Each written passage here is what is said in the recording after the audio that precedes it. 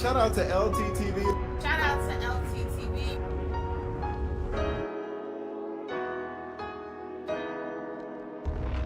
Talk about the LTTV. Shout out to LTTV. Damn, son, where'd you find this?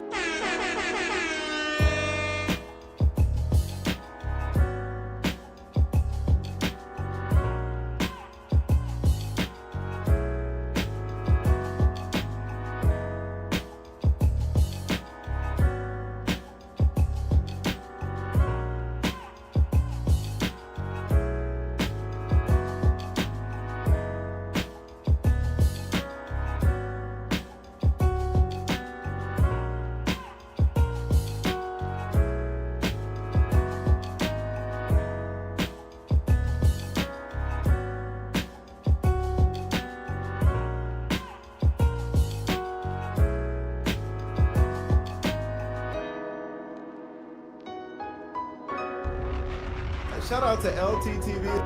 Shout out to LTTV.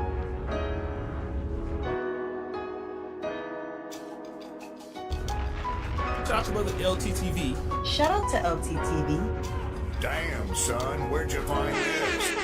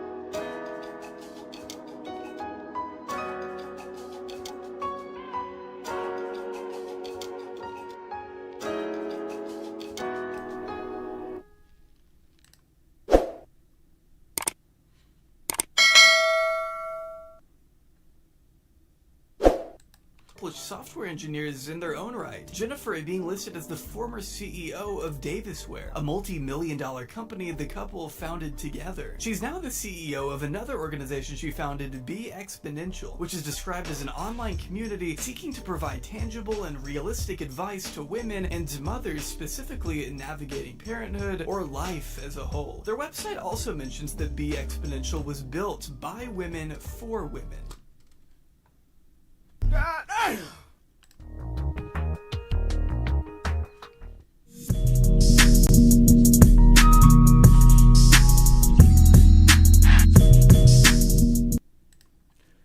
Yeah, LTTV, Blunt Talk with LT, back at it with another video. All right, let's get right into this one. So as we can see, oh, I restarted it. Nonetheless, Pearl, I watched this, the tragic tale of Just Pearly Things, the Un-Pickable pick-me. This video has 1.1 million views. It's by a creator by the name of Jay Aubrey. Somebody in the Discord dropped it in. I think it was Lee. Shout out to Lee in the Discord. Lee dropped that in the Discord. Shout out to Lee. Oh shit, we got a super chat. Hold on, y'all. I'm getting rich. Shout out to Jay the Informant with the, what is this, a $2 super chat. So Jay the Informant, yikes, bruh. Jay the Informant says, bruh, leave my white pearly queen alone. So, You're done. we don't care about that, Jay the Informant. Shout out to you for the $2 super chat, but Pearl's getting cooked. Because one thing that is definitely highlighted in this video right here that we're about to get into is Pearl's hatred for her mother. So what Pearl does, hold on, y'all, give me a second.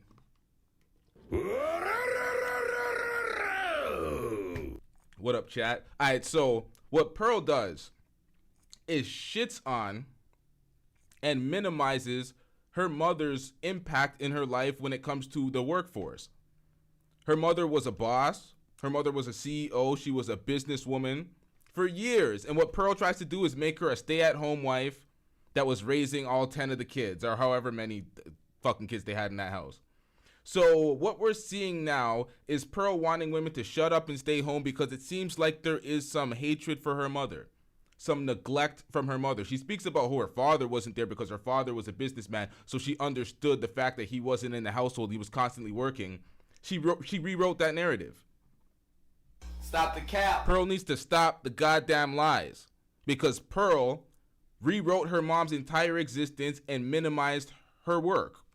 It's disrespectful for Pearl to act like her mother wasn't a CEO and ran all these companies out here, and especially women, companies that's built by women for women. So Pearl, nigga, you just hating, feel me? That's why you ain't never gonna have. Doesn't apply to that, but nonetheless, the other part, this part, let me finish it out. Nigga, you just hating, feel me? That's why you ain't never gonna have no paper, ain't never gonna have no bitches, feel me? And about the bitches, Pearl ain't never gonna have no relationship. Pearl's dusting it up, mad at every other. If Pearl took her own goddamn advice, Pearl would shut the hell up and go away.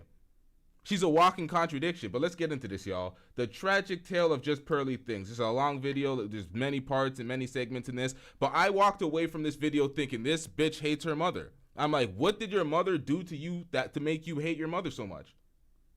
But let's get into this, y'all. Now, I don't like to hit women with the B word so often, but it is what it is. Sometimes you let one slip. The female Andrew Tate, how do you plead? Well, I take it as a compliment. People think I'm complaining. When you search the word pearl on Google, you get the definition of a small, glistening sphere formed within the crystalline shell of an oyster, highly regarded for its beauty and rarity as a jewel. But if you search pearl on YouTube, you get this. What up, guys? Welcome to the Just Pearly Things YouTube channel. Today, I want to talk about why women are dumb, how women lie. Realize that the only way we can be great at things is under the authority of a man. Just Pearly Things is a 26-year-old YouTuber, TikToker, and social commentator with a knack for anti-Semitism who isn't afraid to give her opinion on the appearances of teenage girls. All in an effort. Hey, yo. Stop it. Get some help. What was this? Hold on. I gotta stop this. What was this tweet? I think we seen this tweet who isn't before. afraid to give her opinion on the appearances of teen. What is this? 16-year-old, yo, Pearl, man. What are we doing out here, Pearl? That's some filthy work. Teenage girls, all in an effort to promote the red pill, a community I pray will one day fade into deep obscurity. My husband's texting me. He wanted me to tell you that we will have our daughter ready for you as a virgin. These influencers, alongside Pearl, can be recently seen advocating against the 19th Amendment. I don't think women should know. I don't think women should know. Lord Jesus, keep on going. Making bold claims about what women really want. I swear to God, this show has made me believe I think women like to be cheated on. And pushing to criminalize a person's legal option to get divorced. Oh, actually, I think we should ban divorce too. Yeah, I think that should be banned. Yes. Okay, well that's a little bit silly. You have to acknowledge that, right? No. Something you'll hear these people often espouse is that women are expected to. Like, how do you talk to somebody that stupid? It's like, well, that's a little silly. It's like, nope, dead serious. You can't divorce. Like, endure. Pearl?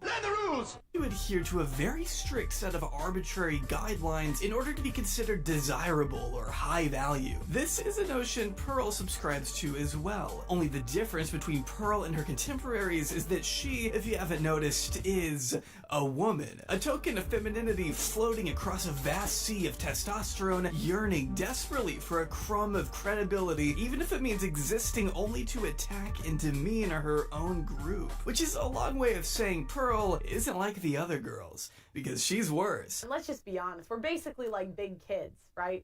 That can just be propagated and like you can push us to do things. By feeding into the delusions and biases of the most annoying people on the planet, Pearl gets to go viral on Twitter, book primetime television interviews, sell painfully uncreative merch, and produce some of the laziest, most unedited content I've seen in my life. Maybe you guys...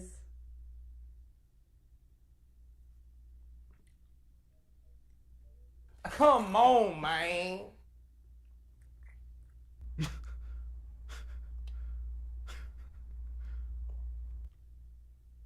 You trying to get people sick.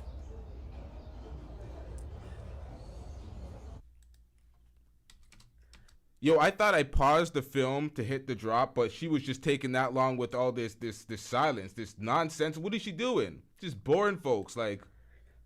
I can't find it. Maybe she genuinely sees her work as an act of good. Or maybe it's possible that Pearl is only doing all of this to feel a sense of pride and acceptance that she herself has never received. Because believe it or not, Pearl wasn't always like this. Before all the hate and desperation that plagues her image today, Pearl's life actually seemed far less polarizing just a couple years ago. Hey guys, today I am here with my sister Eva, and she is going to give a chicken coop tour. I don't need no validation. We don't care. Let me tell you. We don't care. I don't need no validation.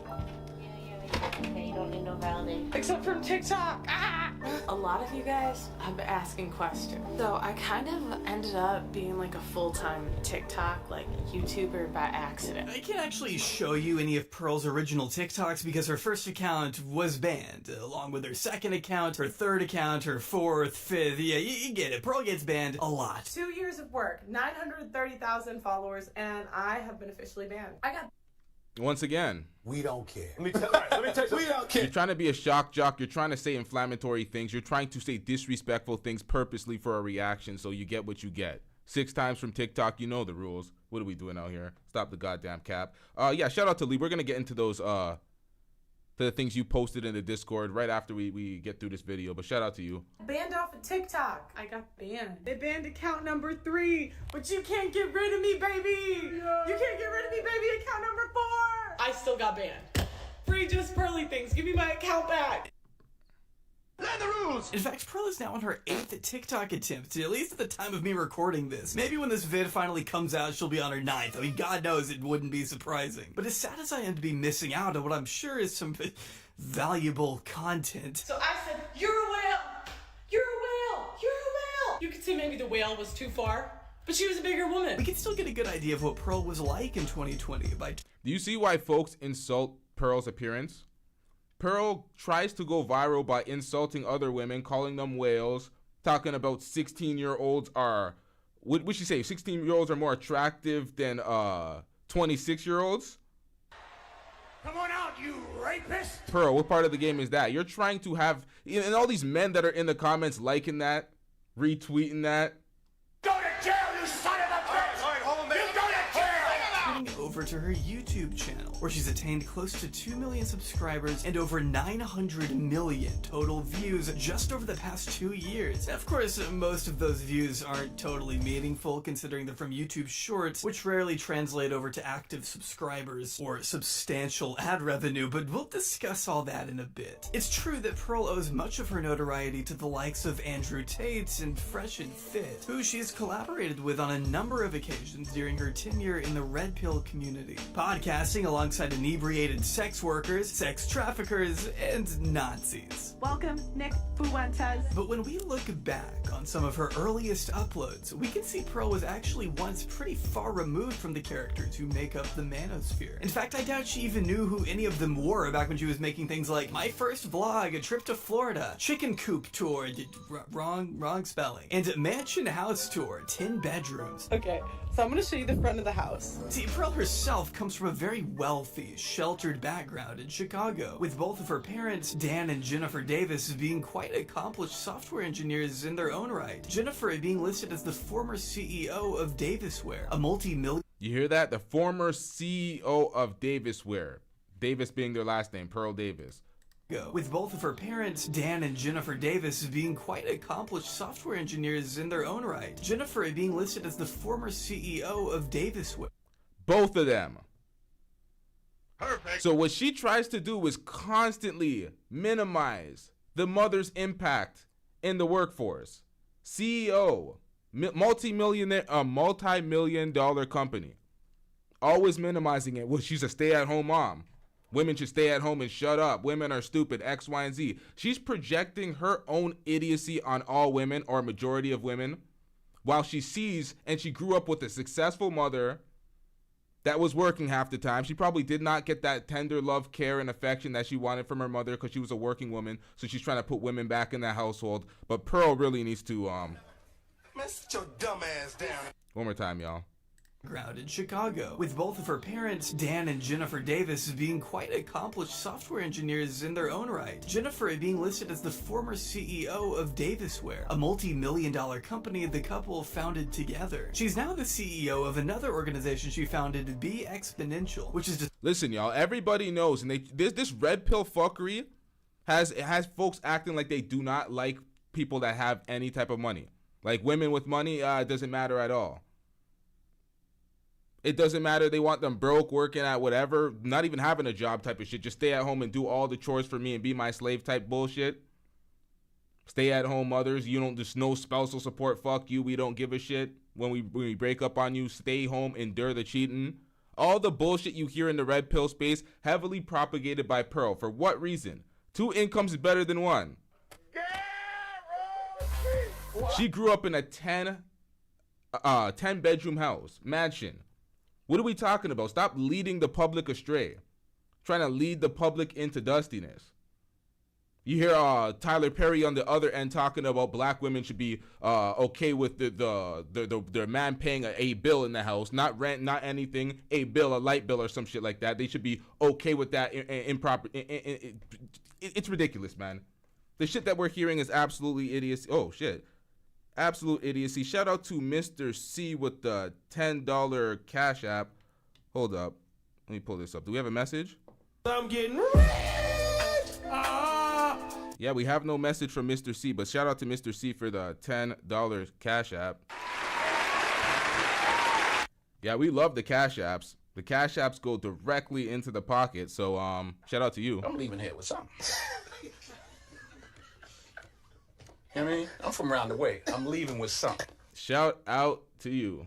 Described as an online community seeking to provide tangible and realistic advice to women and mothers, specifically in navigating parenthood or life as a— No. We have the Cash App up, y'all. We're going to get that Tommy Sotomayor. Someone said not Tommy, man. No, I don't know what you're talking about. We're going to get that Cash App drop from Tommy Sotomayor. I remember I told y'all we had some issues with the Cash App. The Cash App is up, fully functional. Hit that Cash App, y'all. whole. Their website also mentions that Be Exponential was built by women for women, which is an interesting footnote considering the kinds of things. Shout out to Team Fatty with the $1 super sticker.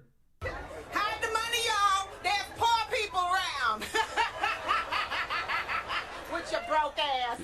You know, he's putting in the pot. Shout out to Fatty with the $1 donation. I'm getting rich.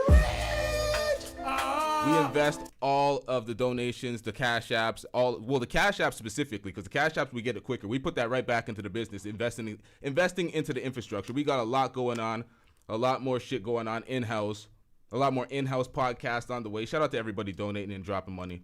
Pearl has been known to advocate for as of recent. For instance, Pearl believes men solely built society by themselves. Therefore, it must be impossible for women to be oppressed because the men have already solved everything. Men built the world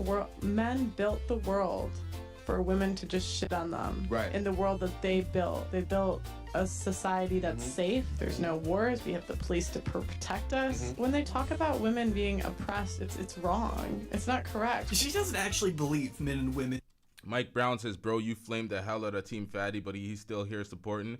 Hey, if he wants to still support, I'm not going to stop anybody from supporting. It is what it is, man. And are equal. She's very open about this. I think there's something evil about telling women we're equal to men because it demasculates the men and it harms the women too because it takes away the one thing we need, which is guidance. The more I think, the more I'm like, gosh, the natural world order has to be men, women, children. Maybe government, I haven't decided, I have to think more about that one. The men we reproduce with must be superior because they create everything important. It doesn't seem like we really do much if we don't follow the natural order of the world. Stop the cap. It's a total fabrication. Lie! Fucking You're just hating on your mother, Pearl. Don't do much, huh?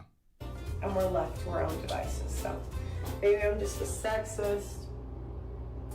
Are my eyebrows good, guys? So there's no reason for them to have equal roles in society, I guess. In fact, Pearl believes women tend to do more damage by being in the workforce. Whenever we take over an industry, we just like ruin it. It's so sad. We'll like base everything off our feelings.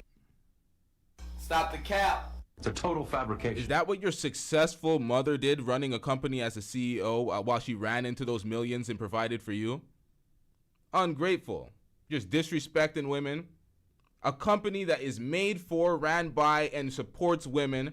And what do? You shit on your mother's her lifetime long worth.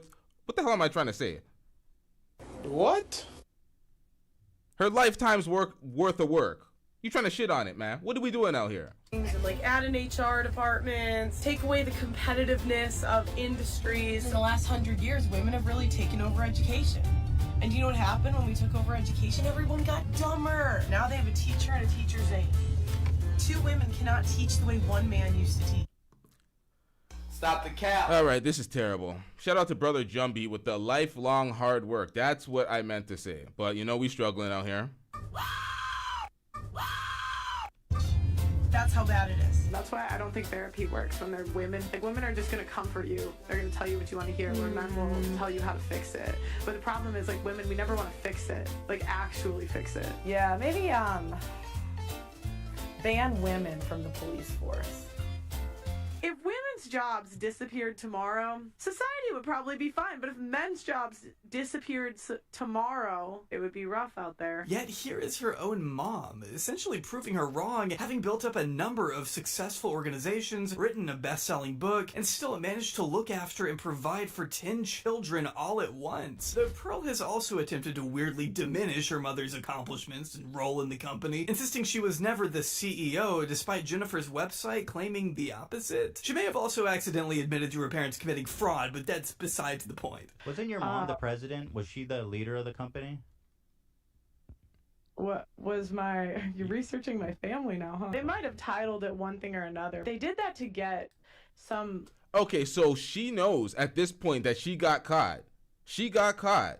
Oh, you're researching my family? She was stuttering. She was perplexed. She was ready to lie. What are you doing, Pearl? Run that back real quick, y'all. The leader of the company? What was you're researching my family now, huh? They might have titled it one thing or another. They did that to get some grant from the government or something. I don't... Now, stop the cap. Once again, disrespecting and minimizing her mother's work in the workforce. As a CEO, they did it for a grant for the government. Stop the goddamn cap. What are we doing out here? Once again, shout out to Devon Green with the $5 super chat. I'm getting rich. Pearl is proof that money can't buy happiness. Pearl is, she's desperate for attention. She has all the money. She's getting no attention, no love. She's been in no real relationship. So she's trying to disrespect and minimize the field of women so she can feel better. And then her dad is just funding all this bullshit to make her feel special. It's pathetic. Remember, but so. Oh, my bad. Yeah, is that a crime?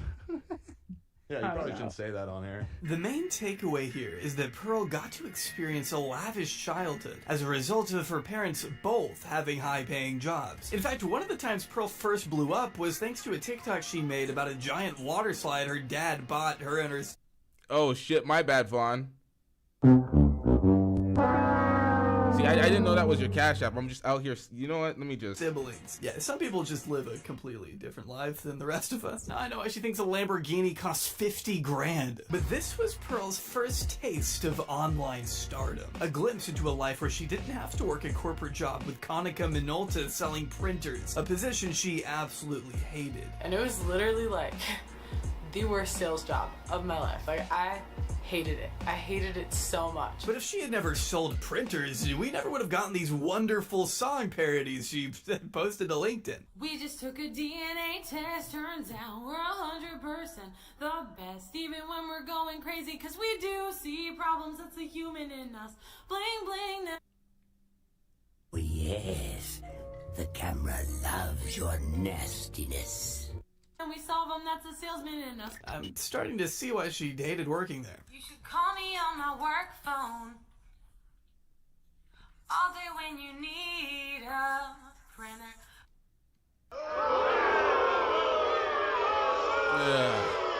Jesus Christ, that's awful. What is she doing out here? What the hell was that, man? What the hell was that? Shout out to Serena with the $5 super chat. I'm getting rich. Banning women from the police force would increase accusations of that's a funny way of saying it, sexual harassment and rape charges. This is proof she doesn't think about her claim. See, this is the thing. Oh yeah, because she put one of them claims out. She tried to Me Too a folk too. So what are we talking about out here, Pearl? That's some nasty work. Once again. You can't remove women from the police force. Like when people make arguments, when we see these videos where there's like two police officers and they're both women and they're struggling to take down one guy and the one guy throws them off and runs away. It's like when they're we get those type of incidents where you need more manpower and more backup. But to try to eradicate them out of the field completely is ridiculous. And then when he even broached her with that sounds a little ridiculous. She was like, no. Everything you attack her point with and you say that's a little ridiculous. Oh, that's a little extreme, don't you think? She'll act like she's saying something that's just basic common sense when it's completely outlandish. And she tries it too, especially with her claims of younger, underage girls. She tries to call them women too. 16-year-old women. They're not women, they're girls. Everything she says is just for clout. So when you feed into the idiocy, it's like, why am I even doing that? Am I proving that there's two by even debating this or going back and forth? Engaging with Pearl, I mean. But let's get it. Call me on my work phone all day when you need a printer. And I know when that work phone rings. Yeah, you know, COVID was a weird time for all of us. I'll just say that. My name is Pearl from Conica. I'll help you save till I can't no more. We got the printers in the back. It's still better than her recent music. Feminism is the worst thing ever. Yeah, we get our money. Yeah, we get our job.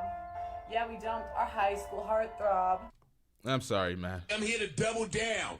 That shit is a 2-pack of ass. The fuck are you talking about? That shit stinks. And since I paused it, y'all gotta hear that again. It's still better than her recent music. Feminism is the worst thing ever. Yeah, we get our money. Yeah, we get our job. Yeah, we dumped our high school heartthrob. But then we end up alone on antidepressants. All alone. Pearl spent much of her pre-internet days playing sports. You're done. Boasting about how she was a 3-sport athlete in college. In fact, her original plan was to join a program that would allow her to move to Europe and play basketball while completing a master's degree, until the program fell through, leaving her more time to post on TikTok. This is how she accidentally became a full-time influencer. Then the season gets canceled again. So I'm just like, kind of left like with no job. Yo, if that season didn't get canceled, we wouldn't have to deal with this trash. That's an L. That season getting canceled made us deal with this for how long?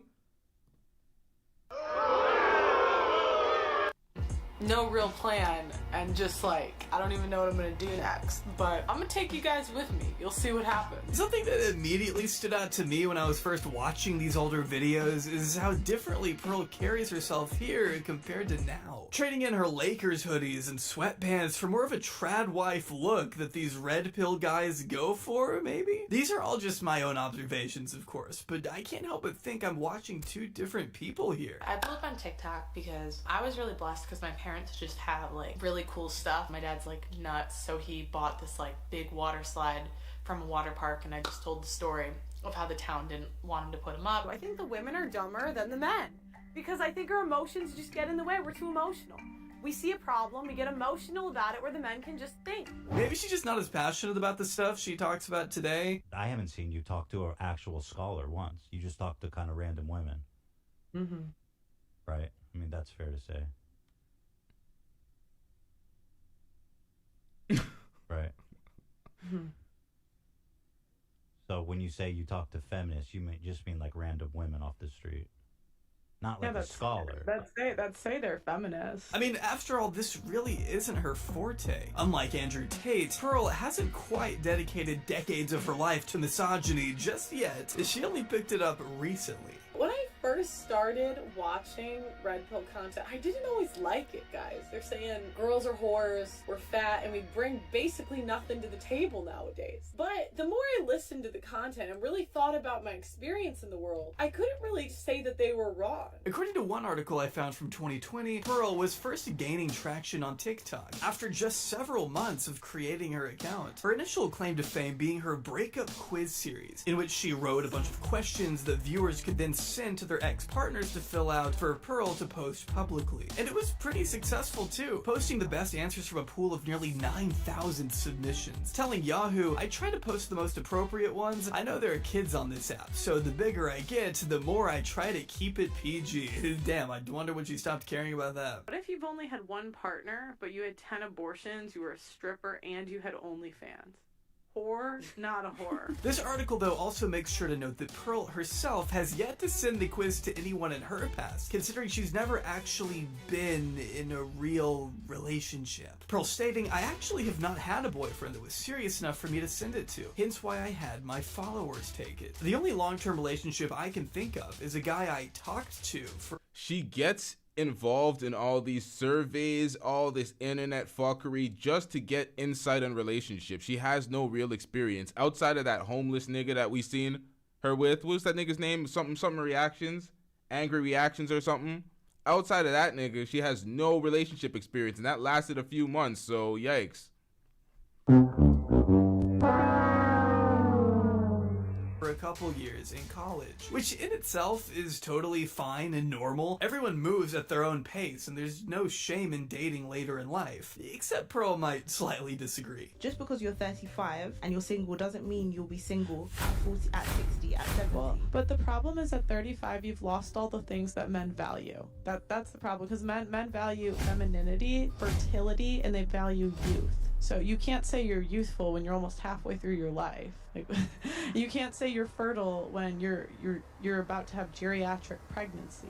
So it's like, and you look worse than you did at 25, right? So the way you're thinking is like a woman. Not to mention, once again, typical red pill manosphere talking point. It's almost been 3 years since this article was published, and to my knowledge, Pearl still has yet to be in an actual long-term relationship. Though there was the time she briefly dated the angry TikTok reaction guy, not for very long. Her ex-best friend of 22 years, Emily, says that despite her brief time with angry reactions, Pearl has still never had a serious relationship. Have you ever been engaged?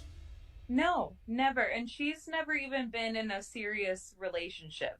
Like, honest to God, her and Wanye, like, that wasn't even that doesn't even count at all, because what was that? And that's where we run into a bit of a problem. Pearl, as someone who has evidently never been married, never been engaged, never even held down a boyfriend longer than a few months, still somehow has the nerve to tell other women what to do in their relationships.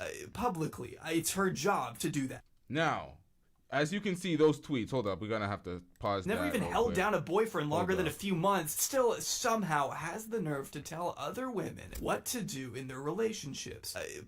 Pause. Okay, so let me remove some of these things off the screen so we can evaluate some of them tweets. What Lee has provided in the Discord is way more damning and way more exposing than what we have in this video. But shout out to Jay Aubrey in this video. But she's recently tweeted some ridiculous things. But hold up, what do we have here? If 50-50 partnerships work, why are so much marriages so much less successful than ever before? So this right here also minimizes the impact that her mother had in the workforce as a CEO. She wants to act like her father was bringing in all the money and taking care of all the bills, and he was that guy, which he was. He was making a lot of money. But she tries to shit on her mother, revise history, rewrite her entire narrative. For what? How much do you hate your mom, Pearl? You mad she didn't spend time with you because she was out there making money, so you're trying to force other women to stay at home with their children? Is that what this is about? Is this massive projection? Because as we reacted to a lot of things Pearl related, so a lot of the things we're witnessing in this video are not new to us. But as we react to more and witness more things that Pearl says and has done, we witness her just projecting all of her insecurities on women and the public at large.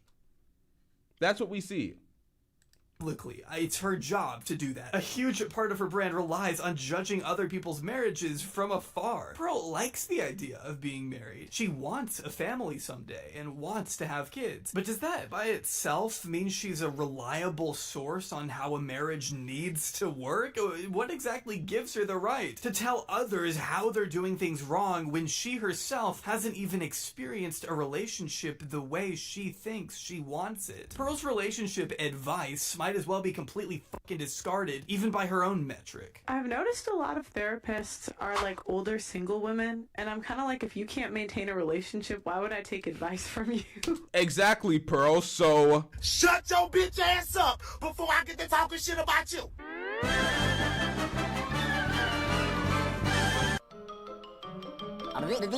That's all, folks.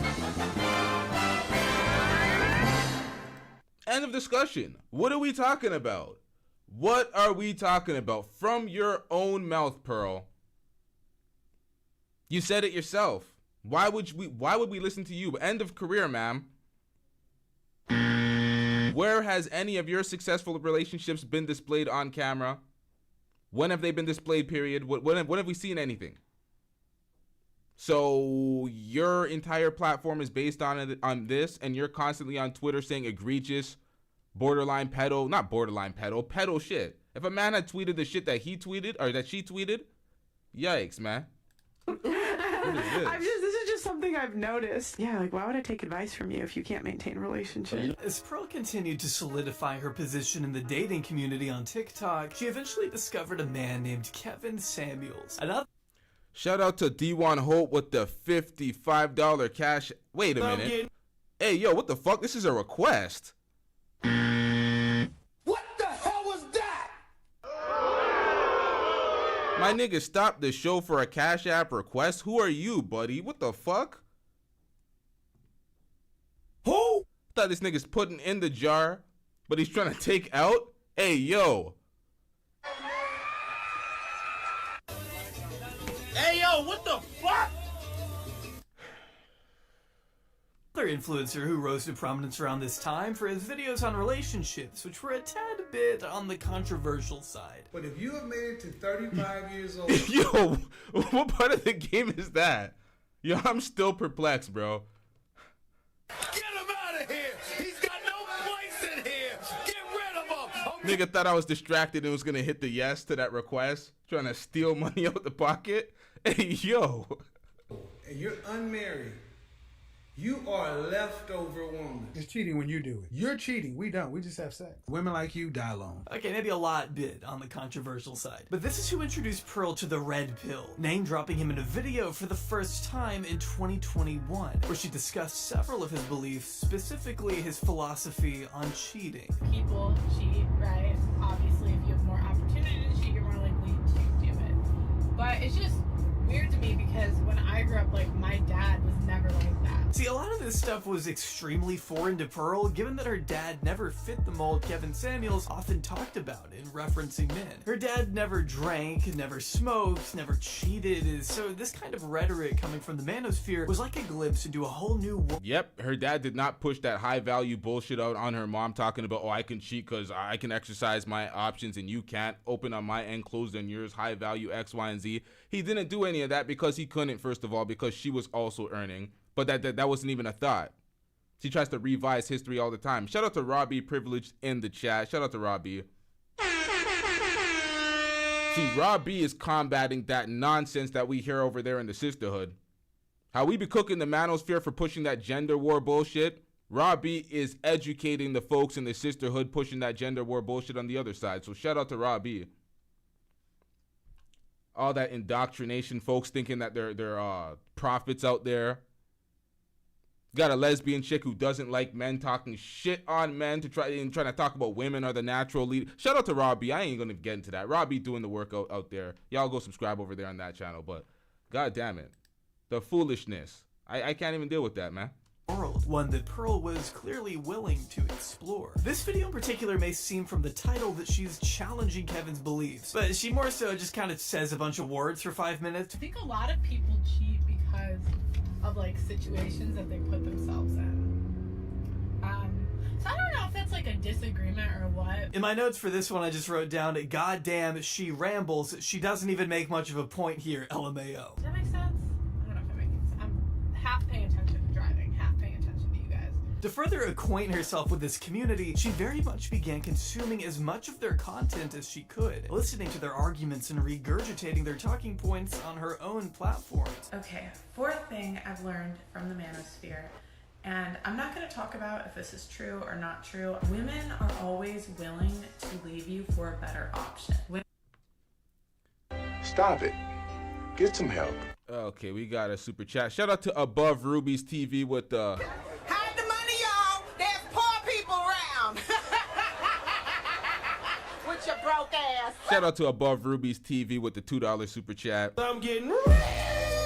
And as you heard, Above Ruby's TV says, hide the money, y'all brokies in the chat. Goddamn. Women today are less marriageable than ever before. Like, women can and will take all of your money. Women will do things like withhold sex if they don't do like chores or something. She was so excited to share what she had learned, in fact, that she even brought her family into the mix, which had some varying results. Today, I have a special guest on the channel, my little sister, Amelia. Okay, so I'm gonna have to move some things out of the screen so you can see.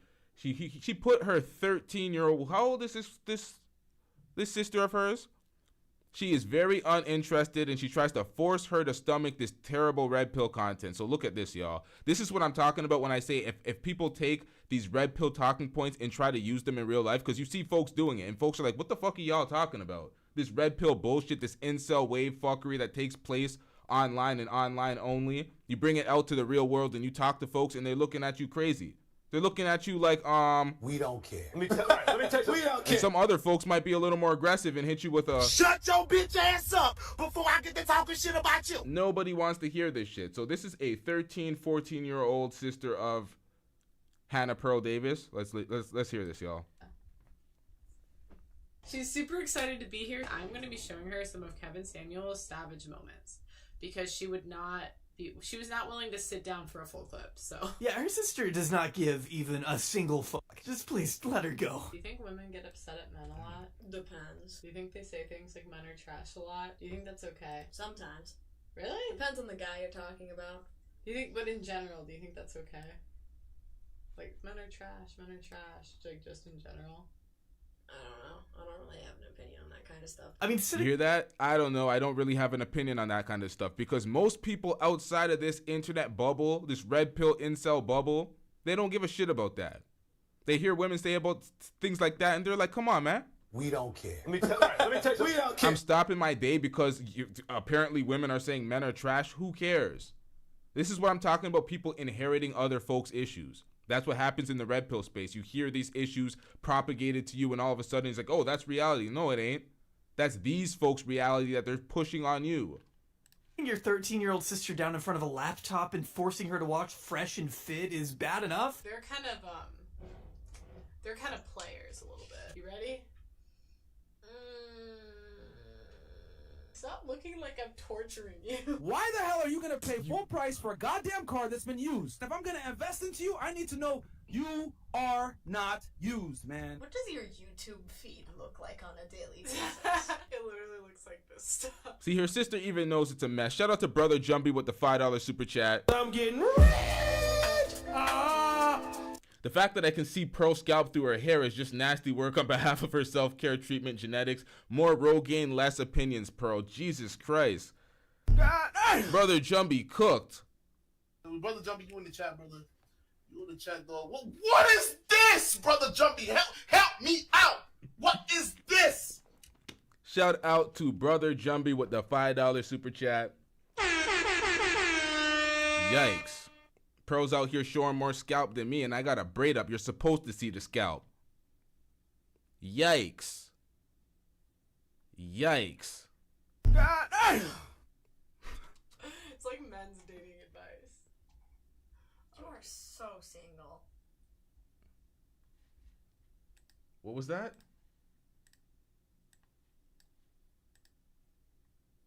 It literally looks like this stuff.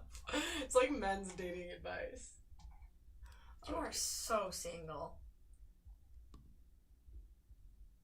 Someone had to say it. But why are you also exposing her to the repulsion that is your community? I mean, these comments are insane. Oh shit. Ah shit. My bad, folks. Let me get this back on the screen. Let's see these comments. There's no life in her. She's gonna do hard drugs when she gets older. She for sure is not attracting anyone in life. She will die alone. I'm not sure if she's strictly heterosexual. Your sister is clueless. Like, no man, she's just a teenager who doesn't want to watch Kevin Samuels videos at 2 in the morning. Is that so unreasonable? So that was Kevin Samuels. What did you think?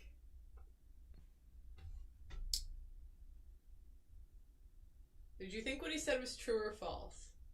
I don't know. If I tried showing my little sister some of Pearl's videos, I think she'd deck me in the face. I prefer Kevin Samuels to Fresh and Fit.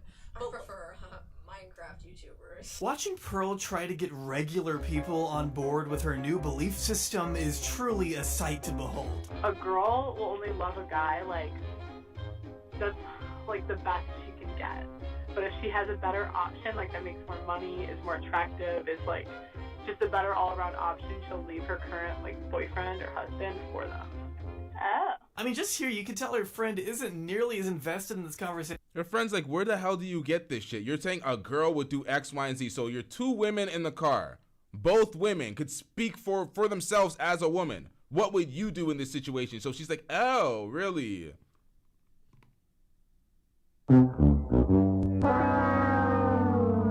As Pearl is. Basically, the candy store analogy is like sex is candy, and girls get it right away. But most guys, you don't have access to sex till their late 20s, early 30s. Okay. So if you get married like before that, they think that like girls should put up with cheating, basically.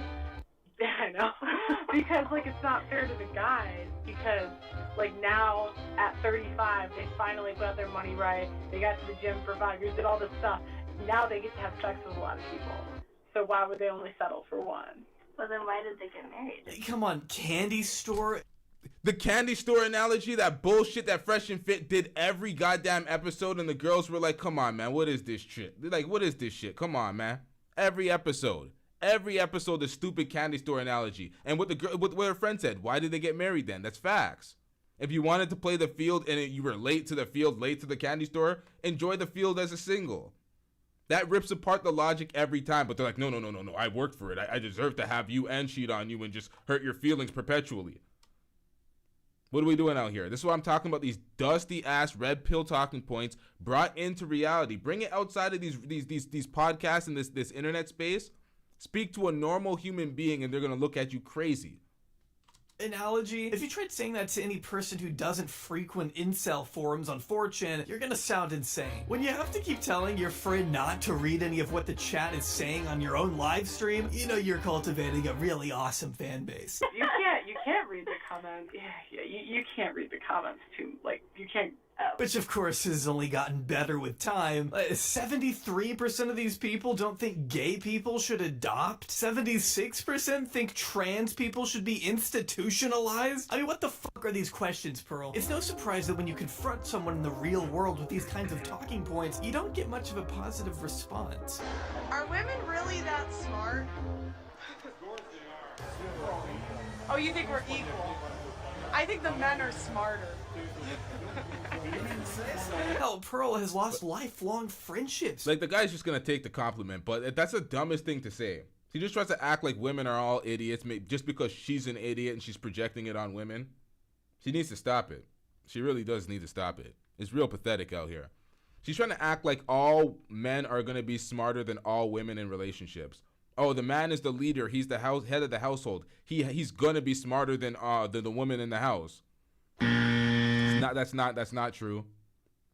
Some men are gonna be smarter than their wives. Some wives are gonna be smarter than their husbands. It's life, nigga. When we talk about men are superior to women, that's physically superior. You're just gonna be physically stronger, faster, jump higher, have that edge on your woman. Look at the Olympic times.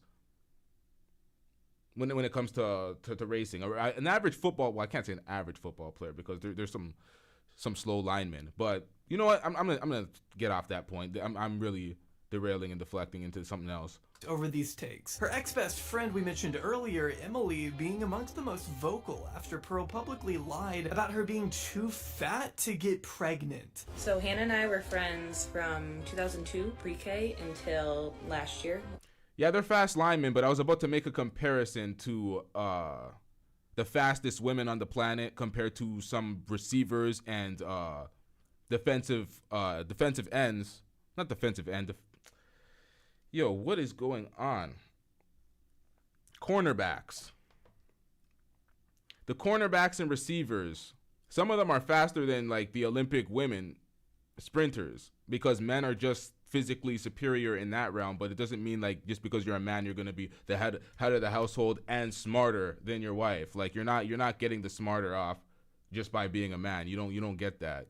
When I stopped being friends with her. So in the beginning of her video, she's talking about our last conversation we had a year ago in March, where I confronted her about talking about women's bodies and their weight and all that cuckoo bird shit she talks about. And I was like, are you okay? Are you okay? And no, she defended it all. So I was like, okay, we're done. I'm sorry. I mean, these two were close friends. There's no disputing it. Pearl is deluding herself to the point that it's affecting her personal life. Just like how Sneako's family didn't invite him to Christmas on account of his batshit opinions. Do you know that this is the first year I'm not going home for Christmas? They don't, I have blue hair, woke family, kind of like you. And wait, when did this happen? They don't fuck with my politics at all. I mean, it doesn't take a blue hair people to not want to fuck with your politics. Like the Yankees. It's never got to the point where I've been like uninvited for Christmas. I hate to break it to you, but normal people don't give so much of a shit about chronically online manosphere garbage, like whether or not women should give back their rights. In reality, these conversations are so inherently ridiculous and inconsequential compared to what the average American is dealing with. We're living in a country where 30 million people are without health insurance. The best thing he said is inconsequential, because a lot of these discussions are a complete waste of time. Whether you think one way or the other, it's really inconsequential. It does nothing for nobody. It benefits nobody. None of these talking points are going to find their way into legislation where women are no longer vote. Like, it's just all bullshit.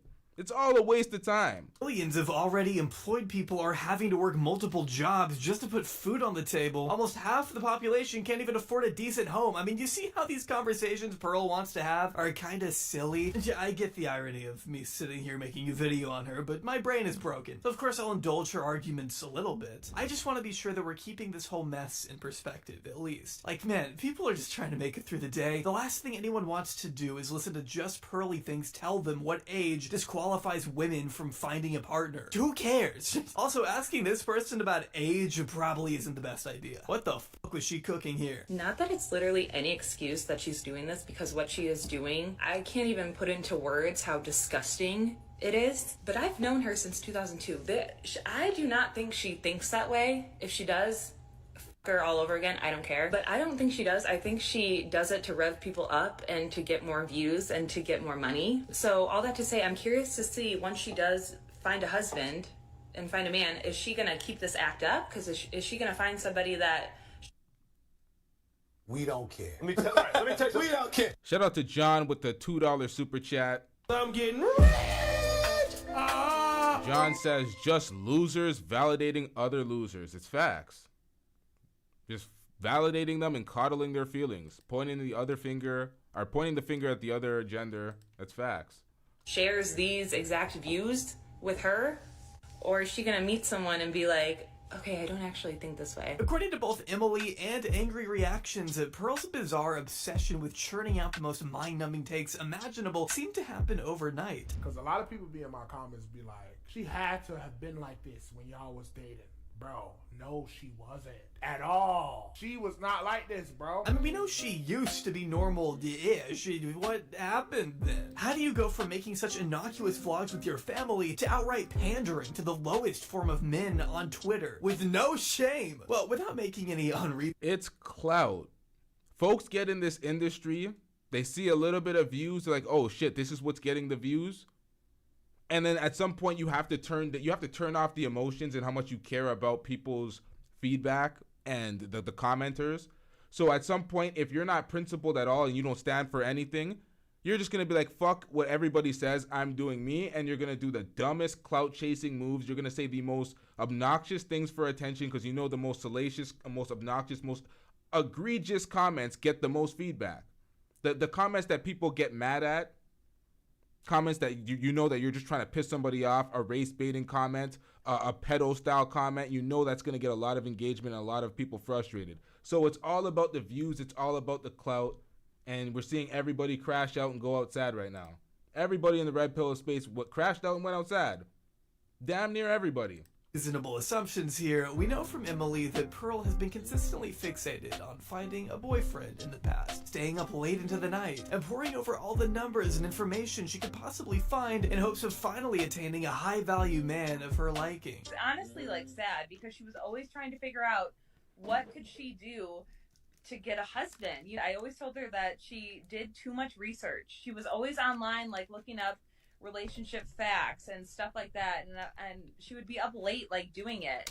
This is exactly what I said about Myron the first time I heard Fresh and Fit. I'm like, this nigga has no goddamn experience in the field. He sounds like he read relationships and dating through a goddamn textbook.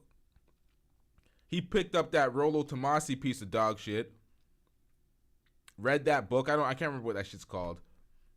That book that Rollo wrote when he was grifting. Well, he's still grifting, but he picked that up and then started a YouTube channel. And then he started gradually getting experience as he was finessing women by soliciting appearances on the channel. Hey, you can have this appearance on the channel as long as we're, you know what I mean?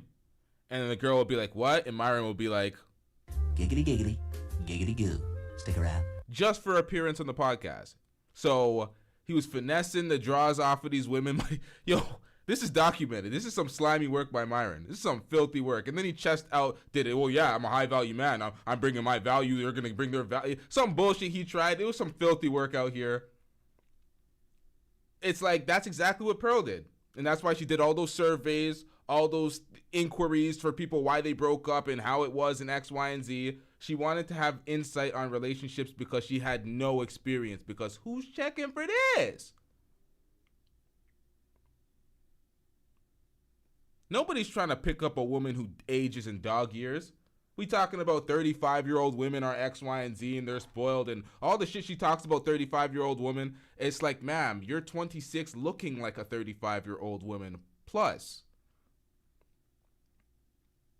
I know a bunch. You know what? We're going to cook her after. We have a lot to react to. We got some cooking, too. So, stay tuned, y'all. Shout out to Brother Jumbie with the $5 super chat. I'm getting rich. Brother Jumbie says, Pearl built like a 6-foot salamander with alopecia. Yo, Jesus Christ. Yo, Brother Jumbie's cooking. Said, Pearl's built like a 6-foot salamander with alopecia. She's shaped like a sea otter. The red pill space caped for a 200-pound bag of Elmer's glue with bad takes. Jesus Christ. God damn.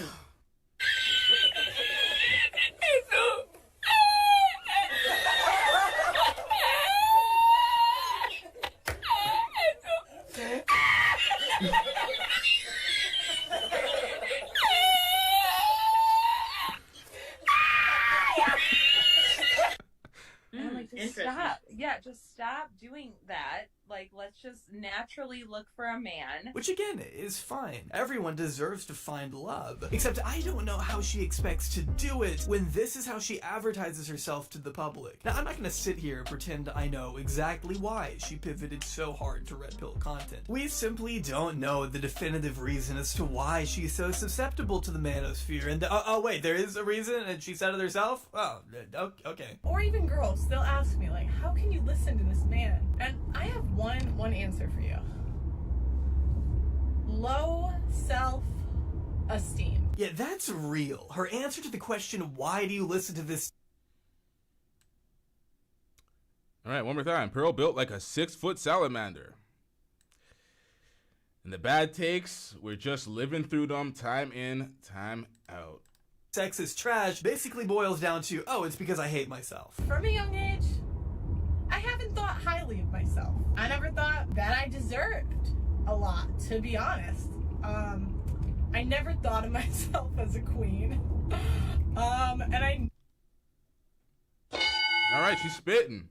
never thought of myself super highly. I'm gonna just be honest here. From a young age, I was what you call humbled. Okay, most of my friends, right, were generally like more attractive than me. I was never the hot friend. Most guys, even the average guys, they would ask me about my friend first. And if that didn't work out, then they would come crawling to me. So, yeah, I would say low self-esteem. That's the main one. And So you have low self-esteem, and this is when it comes back to hurt people hurting people. Hurt people hurting people out here. So you had dusty options.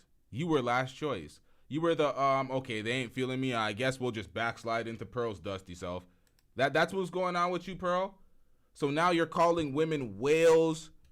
You're just constantly casting aspersions on women over the age of 35 when you look like you're a part of that group too.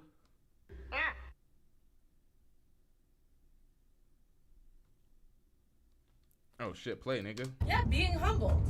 That's why I can listen to Manosphere content. This to me is an extremely telling moment, if not a pretty sad one. It reveals how Pearl truly sees herself, and how all the hate and misogyny that the Manosphere offers actually confirms all the loathing Pearl has always All right, T-Dog, you're not gonna get out here lying on Duke the Don's name in the chat.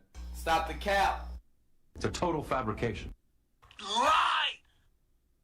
All right, Duke, did you say that? What is this? All right, so apparently Duke did not say that. Duke, he's not in the building right now, but clearly that's a total fabrication, my nigga. He did not say that about Pearl. Did y'all read that comment in the chat? You trying to say that Duke was glazing Pearl? Stop the cap, man. You put that shit on Duke's name. reserved for herself deep down, which I honestly can't help but pity. When you view yourself with such a little regard as a person and accept that this must be just who you are, your life becomes so one-dimensional and boring. I mean, who wants that for themselves? This all may sound harsh, but it is so hard to talk about Pearl's content without also seeing how deeply intertwined it is with her own self-image. Her entire persona screams insecurity and desperation, to the point where she has been widely coined a pick-me girl by just about everyone. Yeah, pick me by everybody. So RT the brand says most black dudes would hit Pearl.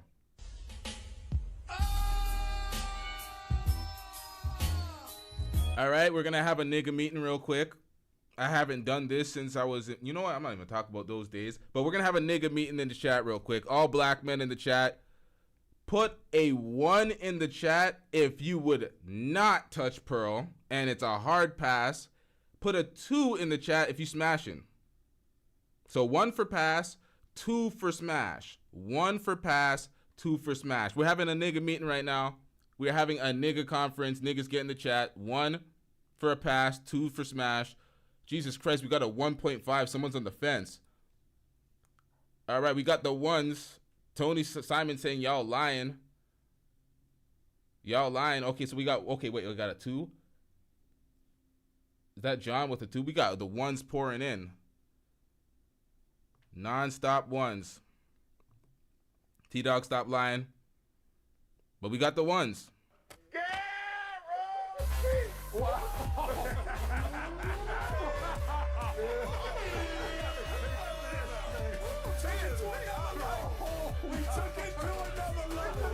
Perfect. Now, some people say that y'all are lying. Well, not some people. It's just really one folk or one person. Yeah, Tony signs. Oh, no, we have May the Alchemist saying lies. All right, so May the Alchemist is saying lies. So we have a few people saying lies. You know what that says? As everybody says 1, and y'all are saying, some people are saying lies. You know what that says?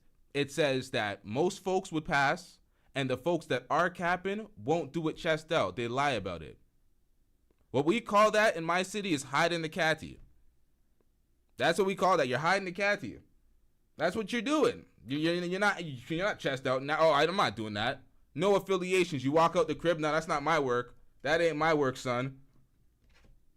Jesus Christ. Nope. You ain't putting that on me type shit. So... And you can't blame them because being a pick-me is in the very nature of the character she portrays. Permission? I wouldn't give him permission, but if I chose to go down the path of high value man, I would know that it's a possibility, and I don't think I would want to ruin an entire family over that. If I was super in love and I had children with a man and I was really, really in love with him, he was a good man overall, I think I'd be lying if I'd say that I couldn't get over it. We should try to give men grace. John with the $2 super chat. I'm getting rich. John says most of them ones were white boys. Get them some whiskey.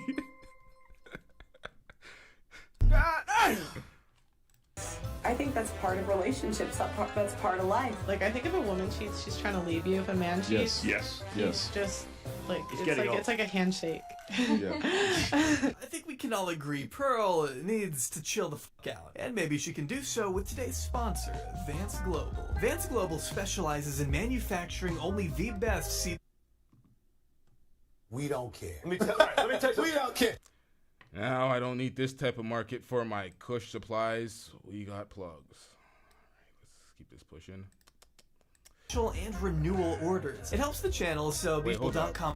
Hold up. Right now, and use code Jobry for 20% off your order, or Jobry30 for 30% off subscription. If y'all are interested in this, let me move this, y'all. You got promo codes. I'm not gonna hide the sales from y'all. Y'all might be interested in some weed products. You know, JAubry30 is a promo code to whatever website this is. Go to JAubry's channel if y'all want to see whatever the hell he's promoting. But I ain't getting no money, so we moving on. Options on both initial here. You know, maybe this would be the value of the women if we were virgins and offered men like 7 children. But the actual value is more like here. You know what? No, that's a little too high. I want to make it lower. Perceived actual. Pearl uploads multiple times a day to her channel, which means we get clips like these on an incredibly frequent basis. Fat chicks have way more complications. They have a harder time getting pregnant. So if a traditional man wants children, you can't pick a fat chick. They're like, okay, if she's already chubby in her 20s, then I have a lifetime of, you know. It is exhausting just how dedicated this woman is to embarrassing herself on such a public level. I mean, just look at these thumbnails and titles, man. Men are not interested in modern women. Modern women got schooled. Modern women will never understand this. This is what I'm talking. This is massive projection. Everything. Oh, it applies to her. Okay, so modern women. It must apply to modern women too. Nope. Sorry, Pearl. Try again. See, there's still ones coming in the chat. There's still ones coming in.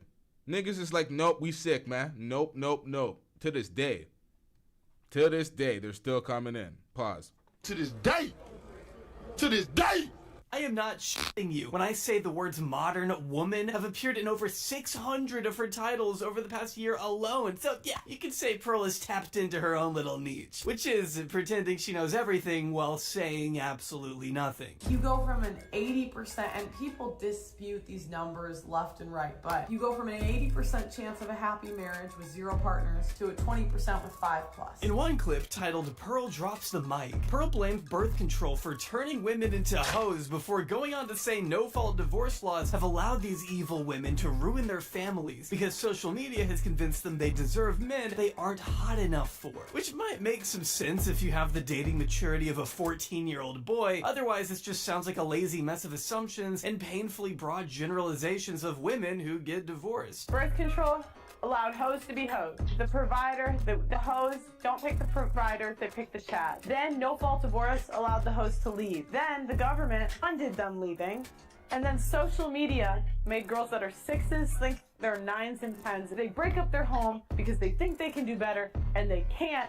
Okay, we're gonna have a serious conversation about this no-fault divorce shit.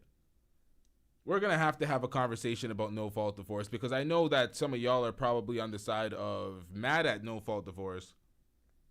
Y'all wanting there to have to be a fault or a reason, infidelity, something for people to be like, you know what, I'm calling it quits. Shout out to John with the $2 super chat. I'm getting rich.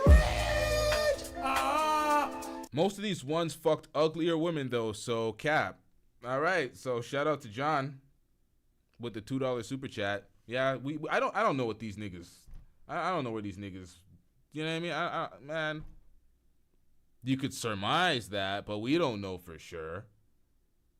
What do y'all rate Pearl? To be fucking uglier than Pearl? Good luck, y'all. That's dismissed. I mean, how is this meant to be convincing? Well, it's not supposed to be convincing. It's supposed to reinforce the stereotypes men have of whatever qualifies in their minds as modern women. Here is Pearl, a woman, saying the things that feed directly into the biases of someone displeased with women having access to things like birth control, Instagram, or divorce. Here is a woman reassuring them that they're right without actually citing any direct evidence or examples as to why. And the morons in the comments eat it the fuck up. This chick should win the Presidential Medal of Freedom. Pearl's dad is Chuck Norris. We need smart people like her in Congress and Senate. She's doing the work of the Lord. She should run for Congress. You gotta respect the way these freedom-loving patriots want the federal government to strip rights away from half the population. All right, why women shouldn't vote? Yes, okay. I would like to tell you how I came to this conclusion. I wanted to know why men were so angry about women. When I started researching the stuff, it was pretty easy to figure out why. 90% of women have been on birth control. 1 out of 3 women has had an abortion. 1 out of 3 women has an STD. Average body count is over 5, so that your average wife has slept with over 5 people. 95% of women are not virgins on their wedding days. I understand the complaint. See, the YouTube Shorts format fits Pearl's arguments a lot more suitably than a full-length, fleshed-out video could. The 60-second time limit lends itself to the inherent lack of nuance in her beliefs. Plus, these get way more views, too. I don't know what it is, but there's just something about these shorts that takes the algorithm by storm. There's a way more potential to go viral here than anywhere else, without any... Because a lot of people are sending those clips around saying, look how stupid this bitch is.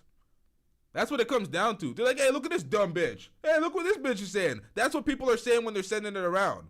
Y'all don't see these on Twitter? People are like, oh, not this redhead bitch again. That's all I see on Twitter when I'm seeing people sharing her comment or her content. So the little shorts they getting shared, but people are cooking her. Constantly cooking her. And y'all are still saying cap about some people would fuck, some people won't. And the reason why a lot of folks are saying cap is because the black manosphere caped for her. So they caped for her and they pedestalized her, so people think, oh, they love Pearl like that. They're caping for Pearl, so they're simping for Pearl type shit. But this is a different audience, folks. This is a different audience. Extra efforts, you can get 22. And I don't know for sure if y'all are capping or not, but y'all said what y'all said, so we gotta take y'all word for it. We can't even see y'all. Y'all are pretty much anonymous. So, is there a reason to lie? But at the end of the day, we don't know. Let's get it. Million people to watch this. If my son came home from school one day and said to me, look, Mum, I'll be honest with you, I think I'm gay, I would take... Oh, wait, y'all are getting commercials? I can stop that. I can stop all commercials right now. If someone wants to hit the Cash App, I'll stop commercials. I can do y'all that. I can collectively do y'all that favor. And who was hidden? Hey, who's getting timed out, y'all? Oh, unhidden. All right, it was an accident. Cool. Get on it. What if your son came home and said, I think I'm black? Well, I mean, obviously, I'd have to sit him down and be like... So you don't think if he thought he was the opposite gender, you might need to sit him down and tell him that he's well, that's what I said. I mean, I would listen to him. Yeah, so if you got that one, she didn't actually destroy the woke woman, as the title insists. She just changed the fucking subject entirely. Multiple times, too. How is acknowledging a difference between race, sexuality, and gender owning anybody in this circumstance? Hey, Mom, I think I might be gay.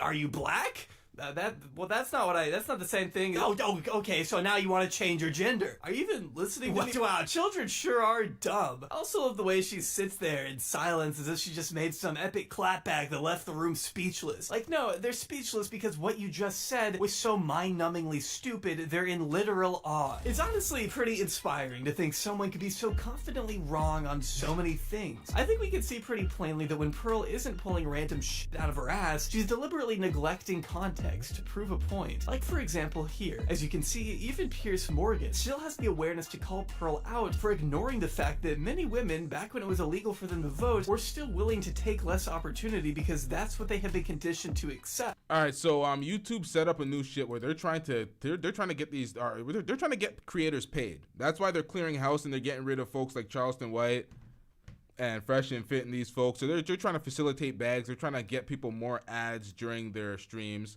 So that's what's going on. So y'all are getting more commercials. I think John got some after some super chats. I'll delay some commercials for y'all. Y'all need to get premium though, because premium's way better. Let me just delay ads a little bit, y'all. All right, let's get it. And instead of rebutting this with anything specific or concrete, Recounter just does more to reinforce his point. I found out that only 5% of women wanted the right to vote. And I couldn't figure out, like, why would women not? No, it's true. It's true. If you look it up. It's not true. What are we talking about out here? You can just look it up. No, you can't. Recounter just does more to reinforce his point. I found out that only 5% of women wanted the right to vote. And I couldn't figure out, like, why would women not? No, it's true. It's true. If you look it up. At the time. At the time. Because they've been conditioned by men to think that they shouldn't have a vote. I mean, that's what they say. But, you know, I started reading their writings, right? And what I found out was that the reason a lot of women advocated for it was because they believed it was the beginning of the breakdown of the family. Yeah, obviously, that's what their writing is gonna say. How does that mean they weren't being brainwashed? It also goes back to responsibility. Men are 80 to 90% of the military. They run all of the infrastructures that make society run. So I just think if we want an equal say in society, then be equal. Go apply to be on the oil rigs. Go be a plumber. Go be an electrician. Go be on the front lines of the military. And then we should have equal rights. But until feminists are willing to do that, I don't believe we should have the freedom without the responsibility. Okay, well, I don't think that I'm physically built for that. Wait a minute. Jimmy James said, thank God for ad block, so you can get rid of the block. Wait, what? You can bypass getting creators paid with your ad block without premium? Jimmy James. We're putting you on probation. We're putting you on probation. Nah, I'm playing. Shout out to Jimmy James with a $5 super chat. What the? Oh, shit. My bad, y'all. I'm getting rich. Jimmy James says, thank God for ad block. So he's bypassing the ads. I bypassed it for y'all for 2 minutes. Let me stop delaying the ads because at the end of the day, we working out here. You know what I mean? I'm leaving here with something. You might be. Pearl's position here seems to be that because men supposedly do all the heavy lifting in society, then we deserve certain privileges like the right to vote. Since women are, according to her, not contributing the same as men, they shouldn't get those same rights. But a policy like this wouldn't make much sense because not all men are doing such hard, intense labor. I'm not making this video from atop an oil rig, so would I still get to vote in Pearl land? I guess this is something Pearl realized though, because by the very next day, she was clarifying that not all men should be allowed to vote either. So there you go. We have to define what is the infrastructure. Farming, manufacturing, transportation, building the buildings, paving the roads. Now remember, women do teaching, we do nursing, but if those jobs went away, the infrastructure of society would still run. We would still have food, we would still have water, we would still have a military. Why should we have an equal say? Maybe because you're still living in society? Why should not participating in the specific fields you mentioned disqualify?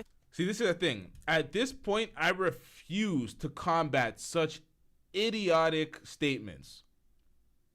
I refuse, because at this point, it's like, what are we doing? Did you lack education, Pearl? Do you need some clarity on how society is function? Or how society functions?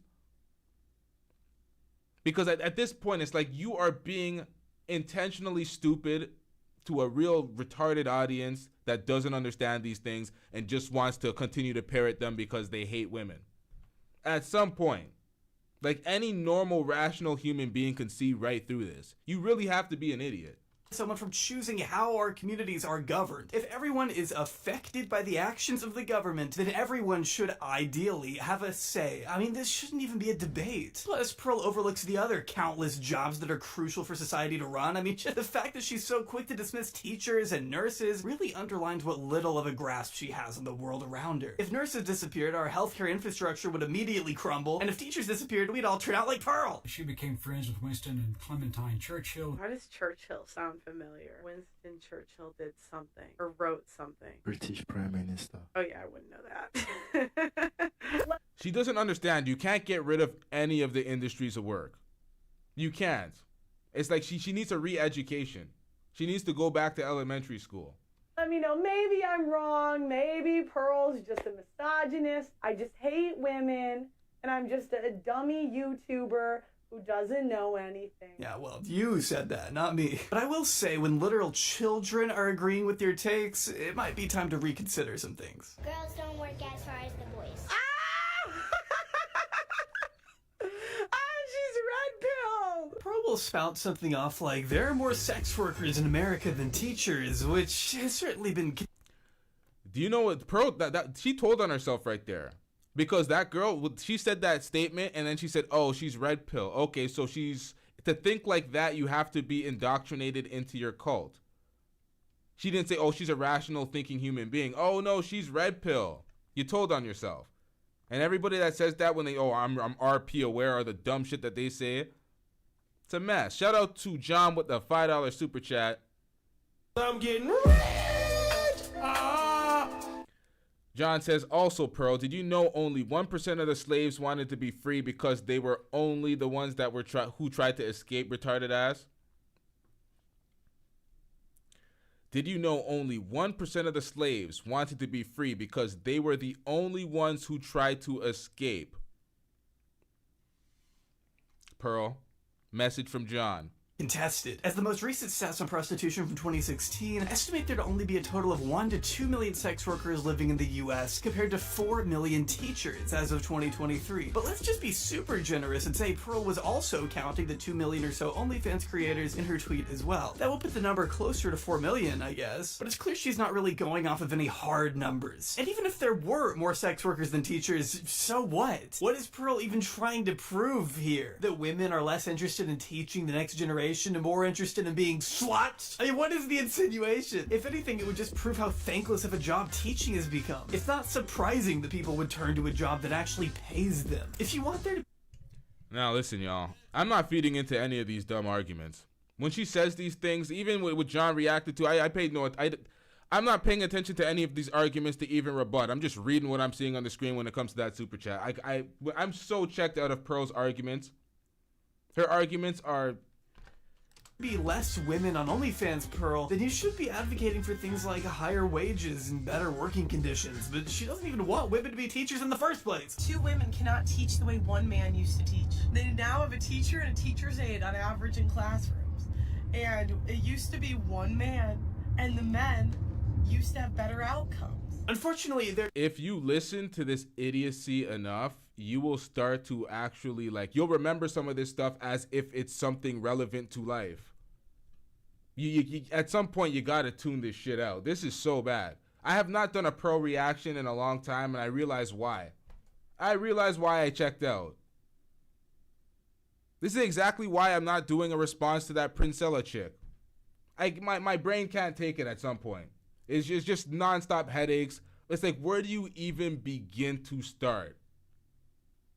There isn't a whole lot of data on this subject in general, and I have no idea which study Pearl could possibly be pulling from here. I wonder why that is. But the Center for Global Development lists the results of a few experiments from several countries, noting that in Ecuador, children were randomly assigned to teachers for 4 years, and researchers examined the impact of teacher gender on math scores. They found that teacher gender does not affect the math achievement of boys or girls, with similar results coming from other countries like China as well as Korea, where female students performed substantially better on standardized tests when assigned to female teachers. As far as Western countries go, the CDG notes that studies tend to find little or no effect, other than at least one from the US that found a positive one. And that's just me going off whatever study.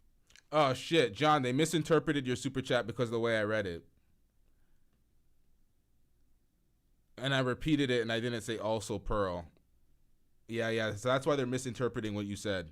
I could find. I am absolutely lost in figuring out where Pearl is getting her information. But who am I to question the omniscient foresight of the all-powerful Pearl Davis? In fact, she's actually somewhat of a psychic. That's right. This woman can see directly into the future. Zendaya is gonna leave his ass. Her hypergamy is gonna get the best of her. I'm sorry, Zendaya is like a sweetheart, and I think a lot of like high-value men are gonna be interested in her. It's not that Tom Holland isn't a high-value man, he is, but I just think more high-value men are gonna...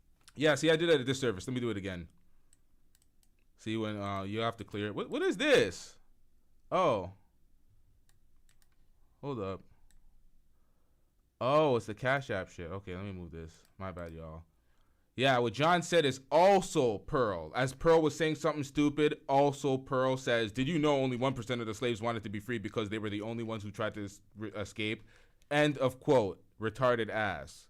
So I read it in a terrible way where I didn't say the beginning of the quote and the ending of the quote. So I did John a disservice with that super chat.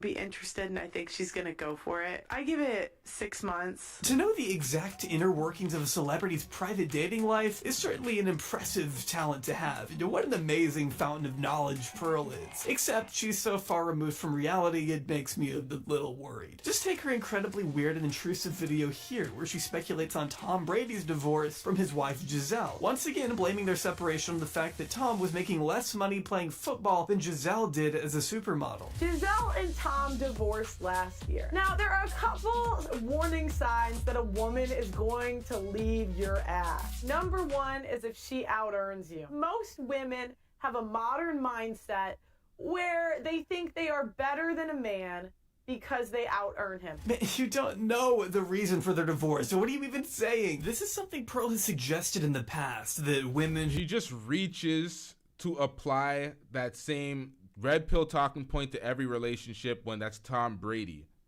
making quarterback money. It doesn't matter if his wife makes that much. He's making quarterback money. That was not a part of the equation. She kept saying, and this was news, this was always reports, that she wanted him to retire and spend more time with the family. So season after season, when he was not retiring and he refused to let go, their relationship was getting worse and worse and worse. And that's what the reports were. So you could only have, in our field in the media, what we're supposed to do is take the reports from actual reporters or real sources. Use that. Don't reframe the story. Don't revise the story. Take whatever story that they give us and have our commentary on the story. That's why when people were cooking that whole Rhoda incident and they're like, oh, this aged bad, I'm like, y'all are lost. Y'all don't know what's going on in the media. Like, this is the story. This is what's being relayed to us. We're going to speak about the story as relayed to us. I'm not the reporter. I'm not the journalist, or I'm not the reporter. I'm not breaking the story. I'm struggling out here. I ain't shit. Who out-earn their husbands tend to... What I'm saying is there's a different role in the person breaking the actual story and then the person speaking about the story and providing commentary. Shout out to Brother Jumbie with the $5 super chat. I'm getting rich. Niggas who would clap Pearls. Well, I don't. You're gonna have to revise that comment there. Well, pasty panties actually works because it's referring to her crotches, not her skin color. So I can go with that. Shout out to Brother Jumbie. Brother Jumbie says, niggas who clap Pearlie's pasty panties wear their boxers with a hole in the back. Pause, I'm logging off. Stick together. Pause. Knows he can have it. Pause. You see what I do when I got the rock. Pause. Let me just put this in real quick. This is Daniel, by the way. Shout out to Brother Jumbie. Brother Jumbie's been cooking in these super chats.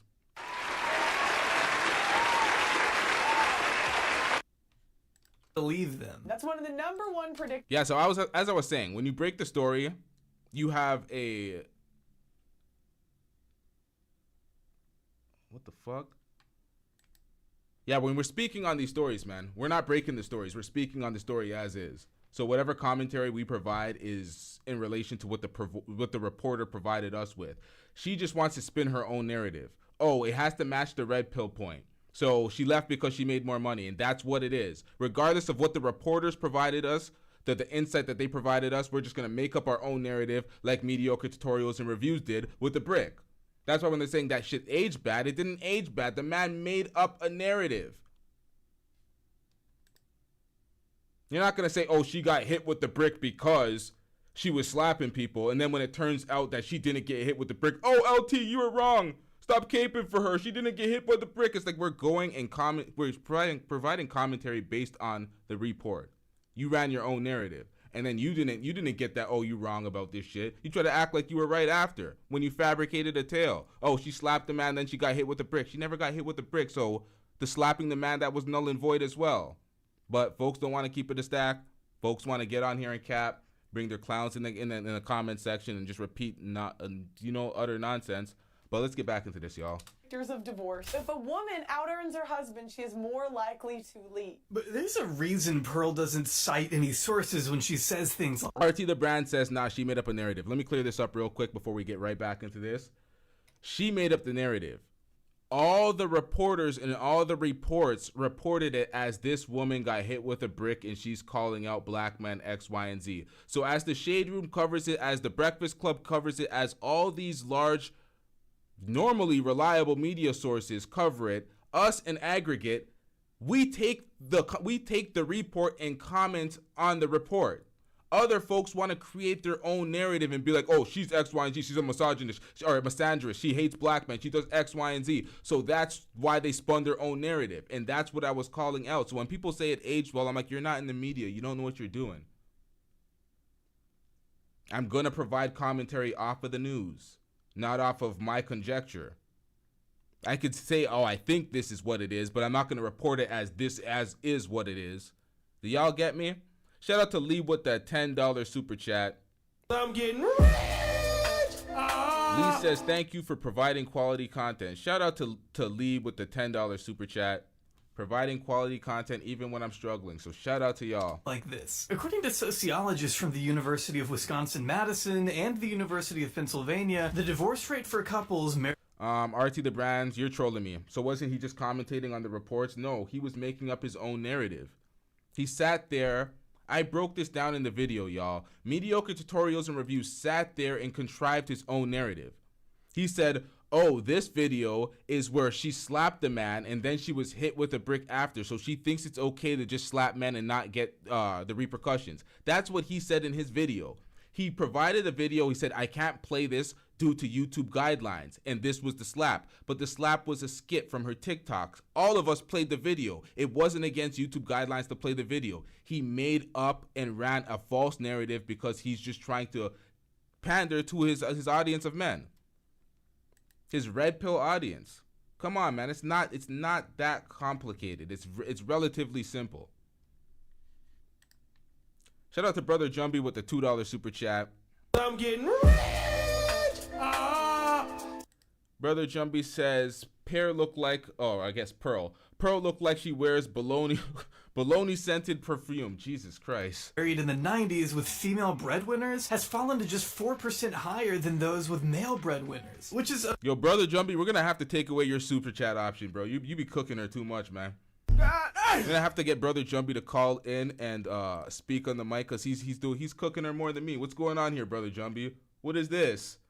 a massive improvement compared to couples married in the 60s and 70s who were 70% more likely to divorce when wives earned more or the same as their husband.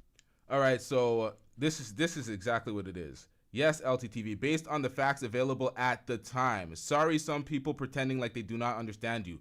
Facts. Thank you. Thank you. And that's how this business works.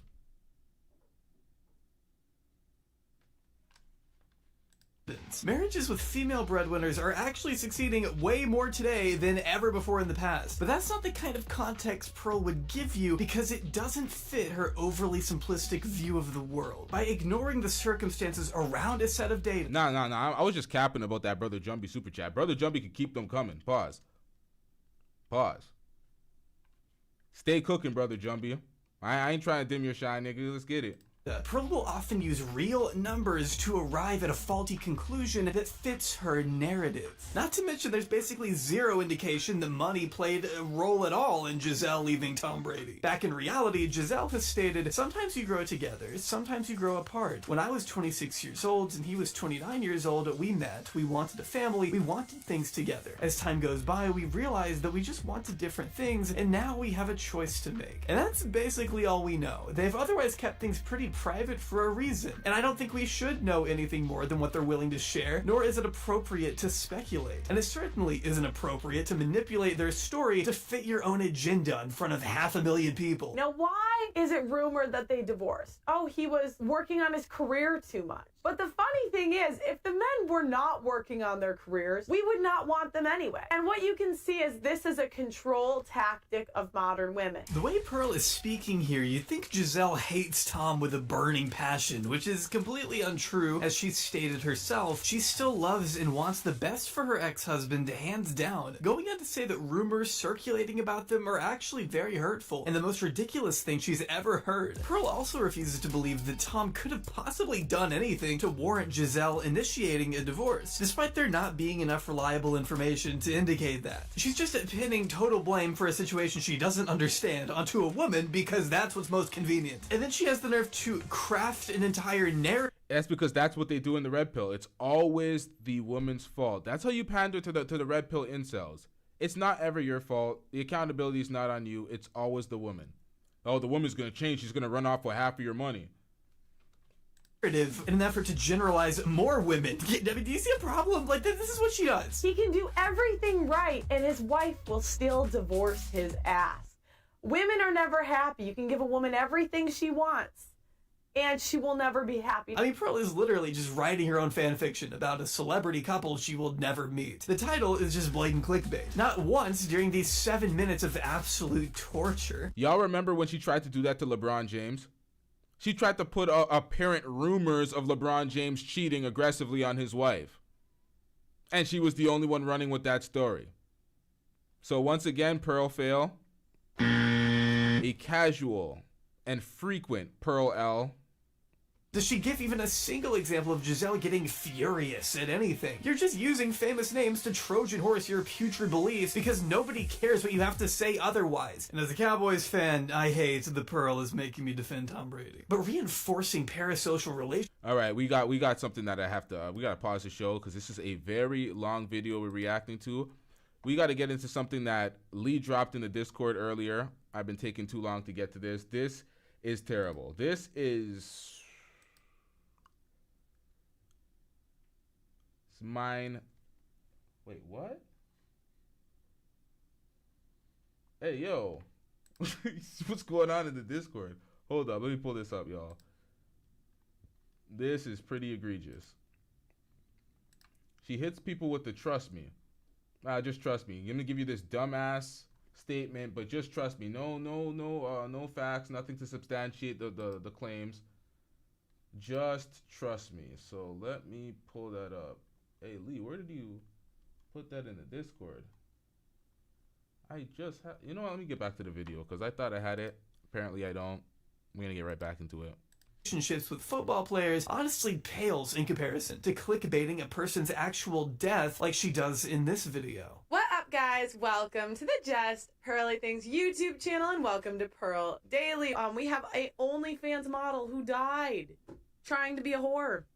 Yeah, that is actually how the video starts. Never mind the fact that she wrongly labeled this lady as an OnlyFans model, as there is nothing in the news to confirm that. She was an Instagram model who tragically lost her life in 2017 while under the influence. She leaned herself out of a moving car that her friend was driving and hit a lamppost. It's an absolutely horrific situation. And of course, that's not something she should have been doing, but she also didn't deserve to lose her life, as Pearl's thumbnail implies. I mean, her family lost a loved one, and Pearl can't have any respect for them. Pearl mentions this situation in the title and thumbnail in a 54-minute episode of her podcast. Yet only 2 minutes are spent at the very end actually discussing what happened. And when we finally do get to that part, Pearl's commentary is just this. You know, we're so addicted to attention these days. Women are addicted to attention. She became so attention addicted that it literally led to her death. And we see case after case after case. We see this as a trend, a growing trend. More women getting so addicted to social media that they ruin their marriages, you know, they don't watch their children, and they literally die for attention. And I think we gotta identify trends. So let me know what trends you see happening in society, and let me know what you want me to cover tomorrow on Pearl Daily. Make sure you like the video on your way out. I mean, to look at this tragedy and think, I wonder how I can use this to my ideological advantage is sickening, to the point that even some of Pearl's own fans have called it out. But Pearl isn't in the business of being tasteful or compassionate. For example, if this is your genuine reaction to peaceful protesters being forcibly manhandled into the back of an unmarked vehicle at the hand of an oppressive government, I'm not going to take you seriously on anything. F around and find out. In the US, we have a whole month dedicated to gay people. We have flags everywhere. They're pushing gayness in the schools. There was a gay pride parade in Russia. Putin said, no, thank you. Keep that ideology out of here. And this is what happens. They shove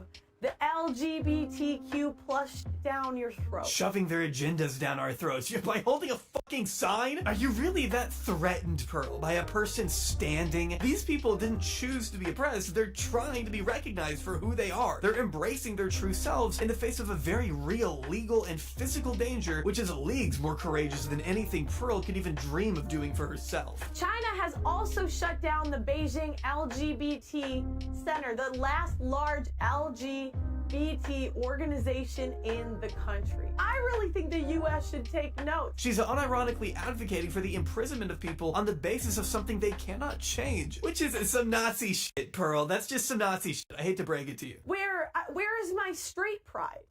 I want straight pride month. What about hopelessly unmarried and unhappy month for you specifically? We are getting to the point where we're putting sexuality on a pedestal. Putting sexuality on a pedestal? Oh, you mean like what you do for a fucking living? We have women that really are, I would say, genetic like masterpieces, great bodies, but they still are not exempt to being modern women. This woman is 51 and twice divorced. Literally, this woman is at the end of her life. Pearl? End of her life? She's 50 years old. Is she gonna die of old age at 56? Okay, shout out to Brother Jumbie. We got Brother Jumbie on the line. What up, Brother Jumbie? What do you got? You here to cook, Pearl? Oh shit, are you still muted? I think you're still muted. Can you hear me now? Yeah, I can hear you. Yeah, I have a real disdain towards the sick Negroes in the chat. It's like two of them who said they smashed Pearl. That hit me. That didn't sit right with my spirit, bro. It didn't sit right with my spirit, bro. Because listen, man, that's just gross. Pearl is built like her final form is Bruce Jenner. Pearl is built like a strength and conditioning coach for the Special Olympics, fam. Like, bro, this lady is built like a Disney Pixar penguin, fam. You gonna hit that? You gross, dog.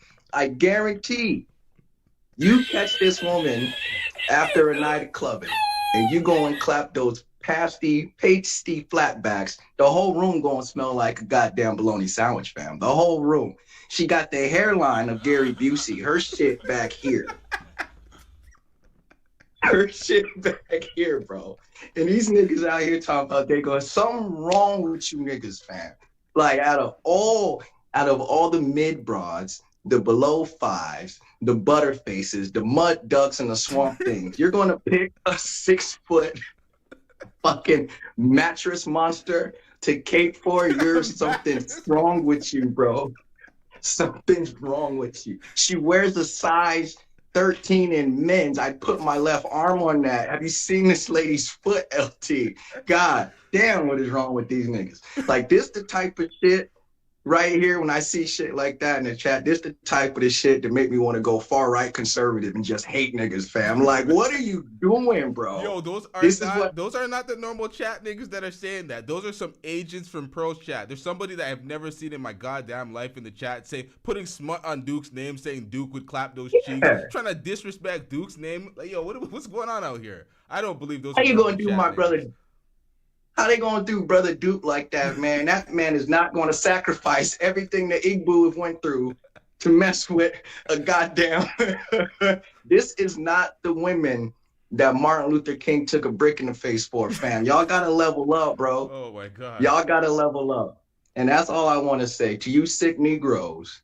We gotta do better, man. Because if you're trying to take that home, you need Jesus. That's what you need. You need Jesus, Yahweh, and Muhammad. You might want to holler at Buddha too, you sick motherfuckers. But that's all, LT.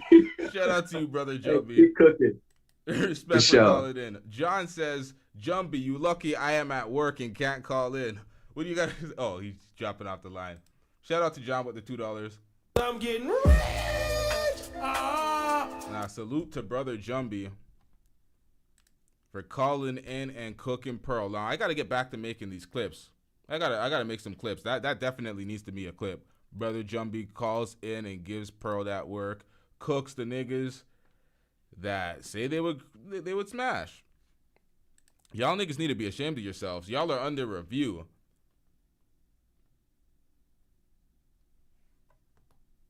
Y'all are under review. Nah, I'm playing. I'm not. There's no dick policing out here. Pause.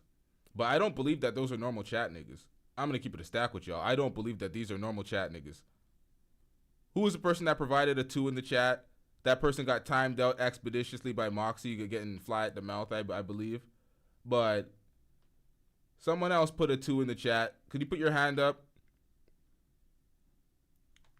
Who put a 2 in the chat? I want to see if it was agents, because I'm thinking it was an agent. I think it was some random, some new person. We putting you on probation.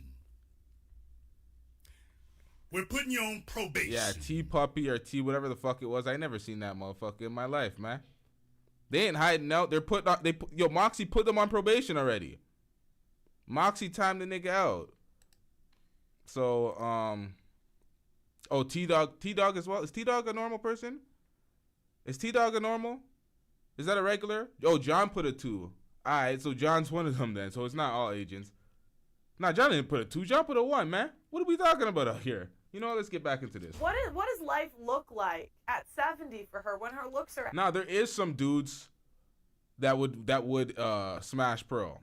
I know that there is. There's dudes in the manosphere that were talking about Pearl that they would smash. I'm pretty sure even Tommy Sotomayor said that he would smash Pearl. So those folks exist. Listen, y'all. I'm not holding y'all to the standards of myself.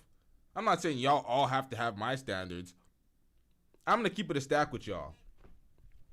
A woman like Pearl, I would not see in public. She would be invisible to me. I wouldn't even see her.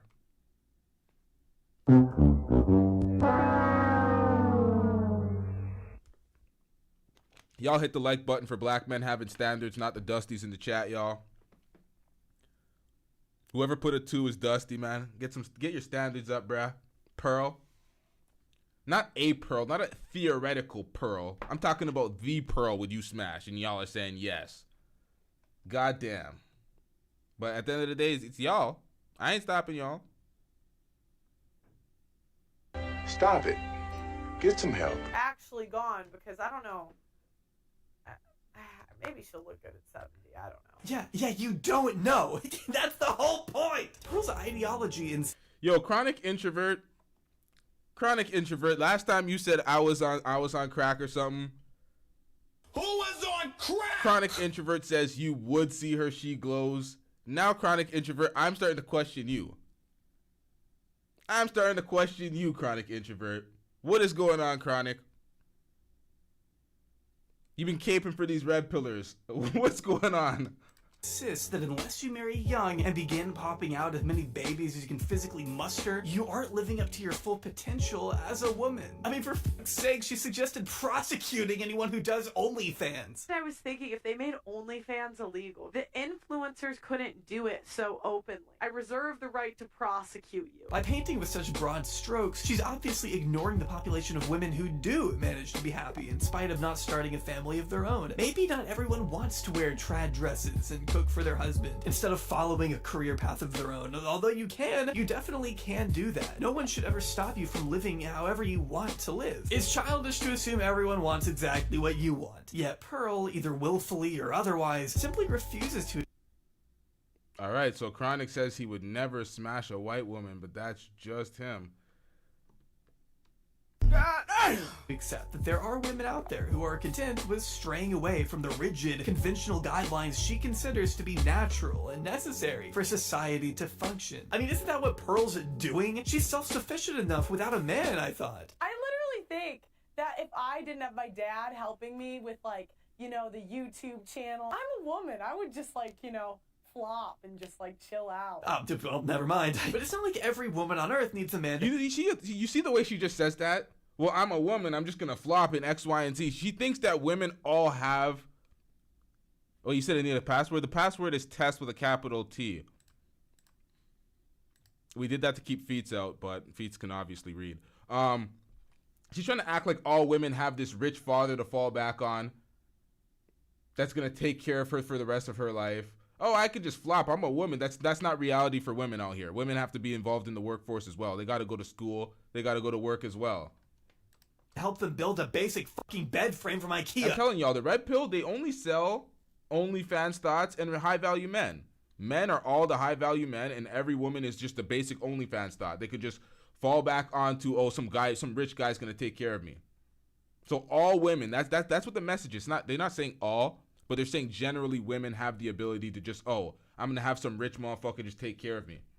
At any given time, just going to thought it up and have some rich pay pigs take care of me. It's like that's life for the OnlyFans thoughts and the explorative, promiscuous women. That's not life for women generally. They're not doing that. They're not signing up for that. I'm sorry, but I'm floored by this tweet. This is the single easiest piece of... All right, we got John in the back. Pause. Let me pull up John on the line. What up, John? You trying to outdo Brother Jumbie with the cooking session? Now, you can hear me though, right? Yeah, we can hear you. All right, good, because I'm just making sure. I'm on break right now, so I got a couple minutes, but I wanted to holler back at that, because I put a 1 first, because I thought you were going to say put a 1 if you would have hit that. Oh. And then I changed it to 2. So, yeah. So I'm just saying, you know, let's be real about it, no cap. I ain't gonna lie, I probably hit a bunch of bitches uglier than her. I've hit a bunch of bitches hotter than her. So, would I hit Pearl at who she is now? No, I'm married, first of all. If I got divorced, probably not. I'd have to be desperate. So why did you put a 2 in there? Oh, because in the past you fucked girls like... That's what I was saying. If you hit a girl like Pearl, would I hit Pearl in the past? Yeah, I probably would. If I was 22 again, I probably would. I ain't gonna lie. I'd hit that. Oh man, so you hit these 6'1" Sasquatch that are built like a fridge, flat on the front, flat on the back. Bro, I had a 6'4" chick when I was doing ROTC at Notre Dame. She didn't look that ugly though, but she was 6'4". That's 3 inches taller than me. Hey, I ain't policing out here. You came out here to say chest out. You ain't hiding like the other niggas. The other niggas ain't. No, I ain't high. Of course not, man. I've had short, fat women. I had a woman that she looked like she was 300 pounds and 5'1". Jesus Christ. To be fair, I was a fuckboy though, so you know, getting pussy's getting pussy. That was my logic. Yo, don't let niggas. Hey man, when you 22, you do it. What? Don't let niggas lie to you, because that's why I say men lie a lot, because a lot of men will lie to you and be like, yo, pussy's pussy, pussy has no face. Lead a lot of men astray and have niggas out here just fucking women to fuck women and have no standards, and then that's why they end up with dusty baby mothers, or, you know, they fuck up sometimes. Oh, yeah, I ain't got none of that. Man. If you don't do that, be smart, rap twice. It's like that old IMX song, make sure you strap twice. What is that, Marquise Houston? Strap off twice? Jesus Christ. Fuck yeah, man. Bitches out here be nasty. Niggas out here be nasty, man. I know dudes that got like chlamydia from chicks that, you know, they were fucking with, even when they had like baby mamas and girlfriends and shit, got chlamydia and be bragging about that shit. Yeah, they act like chlamydia is, oh, it just goes away. It's nothing. That's how you hear folks talk when they're just... And strapping twice, yeah. Moxie says strapping twice doesn't work. I don't even think that's possible. How do you get 2 Jimmies on? Like, what part of the game is that? Don't let me, man. You know, I'm just quoting that song. I'm just quoting that song because it was the first thing that popped up. But yeah. I ain't got no baby mamas, thankfully. I only got one and I married her, so. That's fact. So we've been together for 10 years, so I've been out the game for a minute, so I don't know how they be at now. But yeah, back in the day, man, it was you hit out the bar, and any woman that was feeling you, if you were drunk enough, you took them somewhere. Do you think that's fair to say just because you smashed a girl that's not as attractive or worse than Pearl in the past, that you would now, or people that did it in the past, just because they did it in the past, do you think it's fair to say that, oh, you would do it now because you fucked a grenade in the past type shit? Because you said you put a no, 2, but you're married and you make a fair point. You make a fair point. Yeah, you make a fair point. Like now, no, hell no. She looked like a fucking hairless yeti. I ain't fucking with that. But that's now. Because I'm on different shit. Because I'm married. I'm out the game. I got mine. You know what I mean? I got kids. I got a whole family. I do all my own shit. But like that's what I'm saying. Like if I'm thinking with my 22-year-old dick, I would have to say yeah. Yeah. All right. You know? Well, shout out to you for standing up on your business, pretty much standing on business. You're doubling down on your point. Your chest out, saying that you would have in the past you would clap them cheeks of Pasty Pearl's cheeks. I'm not calling her pasty as in her skin. I'm talking about what Brother Jumpy was talking about. I know what you mean. I know what you mean. The racial shit. I gotta clear that up because people like to clip stuff and take things out of context. But you know, it was a brother that made her turn that way because she wasn't getting satisfied with them white boys. Just putting that out there. I don't think she was getting interest from them white boys. That's why people in the chat did not believe that niggas were. That's true too. You were saying that too. That's true too. Yeah, I was saying. I was like, them ones is white boys. Yeah. I think one of them, what was his name? Cristo. He looked like he was Hispanic. Yo, we gotta. I might be wrong. We gotta keep it a stack. We know that the white girls that are a bit overweight or out of shape, they come to the nigga section and niggas is just open arms to these girls. Where the white guys are passing up on them all day. Niggas will be open to them type of white girls. That's why it was not surprising that the Black Manosphere, those guys caped for Pearl. Jimmy James just dropped a $5 super chat saying Pearl looks like a slice of uncooked bacon. So there's that. Like that's the way people look at Pearl. It's like, yeah, you ain't wrong though. Like, oh my bad. You ain't wrong. You ain't wrong. Yeah, we've been me and a whole bunch of my niggas, man. We used to hit up some of the nasty ass white girls sometimes. They be hella nasty. But then again, we get lucky and get some good ones too. So, it evens out. It balanced out. I gotta head back, but that was good chatting with you, man. All right, shout out to you, John. Salute for calling. All right, later. All right, let me pull up these super chats. Juggling a lot here. Hold up, y'all. I'm getting rich. Shit. We getting rich. Too rich to the point we can't even keep track of this shit. Shout out to Mezzo Carib with the $5 super chat. Says, in the past, he would put a brown paper bag over the head while in the closet, just like in that movie Scream. Jesus Christ. I'm getting rich. Shout out to Win Lose Our Rug with the $5 super chat. Pearl looks like Rufus from Kim Possible. Rufus from Kim Possible. I remember Kim Possible. Which one was Rufus? Oh, I wish I remembered that. And my mic is very low.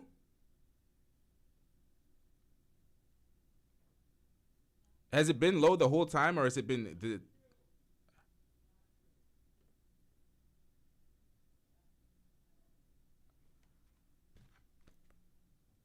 Hold up, y'all.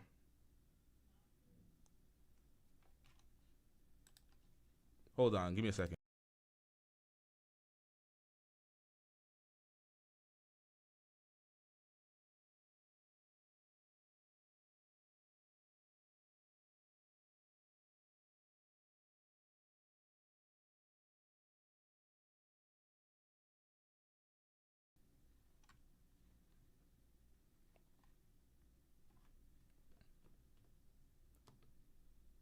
I'm getting rich. Shout out to Michael Jamal with the $5 super chat. Can y'all hear me? Am I low? They said it was low after the call. Yeah, it's muted now. I was talking to somebody in the back. Shout out to Duke the Don in the chat. Yo, Duke, someone was lying on your name. Someone was trying to besmirch your name earlier in the chat. Someone was trying to besmirch your name in the chat. I think Moxie timed them out. Talking about you were trying to clap Pearl's cheeks or you were pedestalizing. Whatever the fuck they were saying. They were besmirching your name in the chat. Can y'all hear me now? Rufus was the mole rat. That little, the mole rat that she used to carry. I don't remember Kim Possible that well. I don't even know why I'm trying to rack my brain. I didn't watch that show like that. Let's keep it a stack.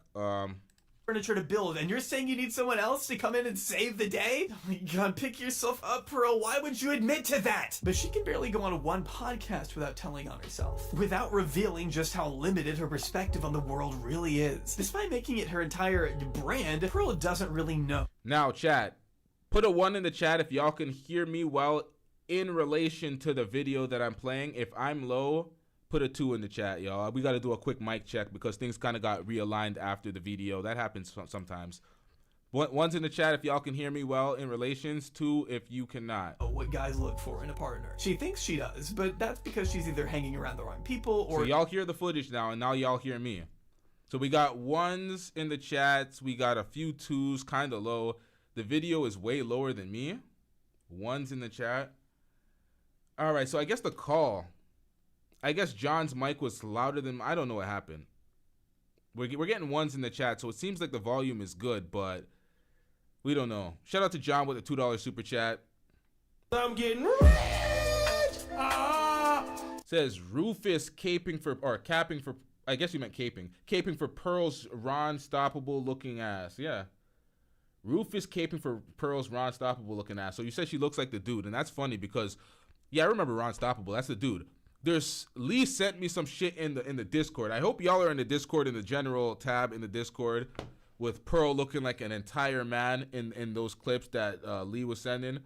And there's this. I have to pull this up because this was the most dumb shit that, well, I can't say the dumbest shit Pearl said because Pearl says the world of dumb shit. Pearl tweeted, "Avoid women that talk about boundaries." She tweeted chest out, "Avoid women that talk about boundaries." Wow, I'm struggling today. What the fuck?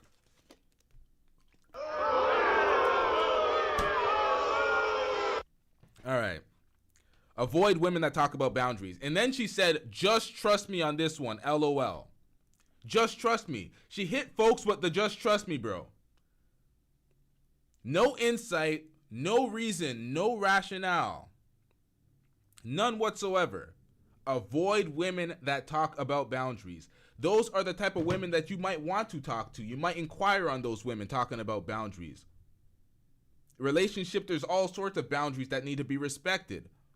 So if a woman does not have boundaries, why would you want to indulge in that? So Pearl is trying to make folks sign up for dusty broads like herself, boundaryless broads that make your business the world's business, because she's going to make it a YouTube video and try to get clout off of you. Pearl projects every woman to be as ridiculous as her. Just like a woman.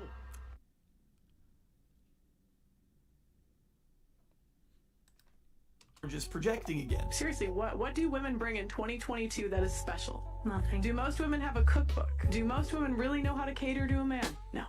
Are most women virgins on their wedding day? No. So what do most women bring in 2022 that is special? But I mean, is that truly all she believes women can offer? Virginity and a cookbook? What about companionship or guidance or communication or I don't fucking know, love? Why do the things that make women so valuable in the eyes of Pearl always boil down to simplistic things like cooking and sex? Like, I promise you, that's just not what all people care exclusively about when looking for a partner. It's also interesting she keeps coming back to the concept of being a virgin considering she isn't one. This is probably too far, but imagine, okay? You could go to the gynecologist. Oh, I missed the super chat. My bad, y'all. Y'all need to call me out if I missed the super chat. I'm getting rich. Michael Jamal says, "I'm old, but Pearl looks too much like He-Man characters I had as a kid to get under any circumstances." Wait, what? I had as a kid to get with under any circumstances. Okay. Yeah, yikes. That's why y'all were saying Skeletor in the chat. That's why I had to hit the y'all with that drop. Yeah, man. To prove your virginity on your wedding day, right? And there was some sort of like prize, like $10,000, $5,000, whatever like a lifetime of child support would cost. You just put that for virginity on the wedding. Doesn't the sanctity of marriage also rely on the woman being a virgin, so you wouldn't be able to get married? What do you mean? Well, you've spoken quite openly about how you're not a virgin, and so if you want to preserve that sanctity of marriage, then I just think that you're upholding standards that you don't actually live by. Yeah, this is such a recurring theme for Pearl. Take her video, Should You Wait Until Marriage Masterclass, where she pulls out a whiteboard and scribbles down a bunch of incomprehensible notes on virginity and aging and whatever else Pearl likes to dwell on throughout the day. In most cases, virginity is the most valuable thing you can give to a guy. Mm-hmm. It is so powerful. Like, that is the most beautiful gift you can give to someone. Mm-hmm. However, there are times when your virginity doesn't count. Jesus, Pearl, you sure that's your dominant hand? Men aren't lining up to date fat chicks. A dude will take an OnlyFans model with 100 bodies before he takes a fat chick. I'm sorry, I don't make the rules. She loves to say that she doesn't make the rules, but I'm pretty sure that's exactly what she's doing here. You can literally watch her brain struggle to invent bullet points on the spot here, and none of it's planned. None of it's based in any underlying data, at least none that she cites here. It's all just whatever Pearl can think of off the top of her head. Point number 3. Your virginity doesn't count. If What the hell does she mean your virginity doesn't count? That's... You know, it's perplexing trying to understand the idiocy of Pearl. Shout out to John with the $5 super chat. I'm getting rich! John says, most men aren't virgins on wedding day either. Traditional Christians' values are supposed to go both ways. Yeah, that's facts.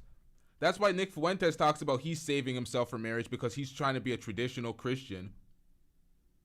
Traditional Christian values are supposed to go both ways. We're not talking about societal values and what men value over what women value. We're talking about traditional Christian values. That's facts, John. You're ugly. Oh yeah, I forgot. Words are spilling out, but somehow nothing is being said. Your virginity doesn't count if you're ugly, because if your girl's face looks like it was smashed in with a baseball bat, but she's a virgin, or would you rather you get a girl that's pretty hot, but you know, like 10, 20 bodies?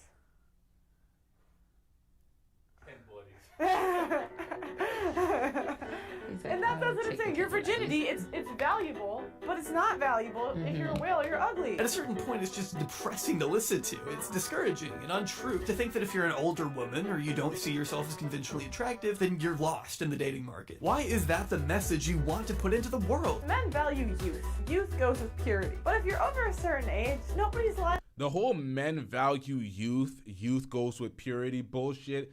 It's just pandering to those racist, no, not, well, I'm saying racist, those grapist like incels that are in their 50s talking about 18, 19-year-old women.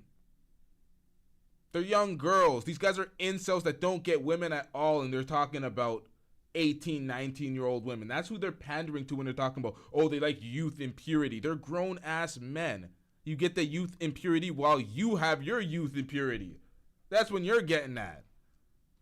Ended up for a 41-year-old virgin. If you're over the age of, should we give him 28? Men are starting to question what's wrong with you. Why are you a virgin at 30? If a dude is looking at you and saying this is a new BMW, or I could get a slightly used BMW for a lot lower price with, you know, some mileage, but low mileage, who are you picking?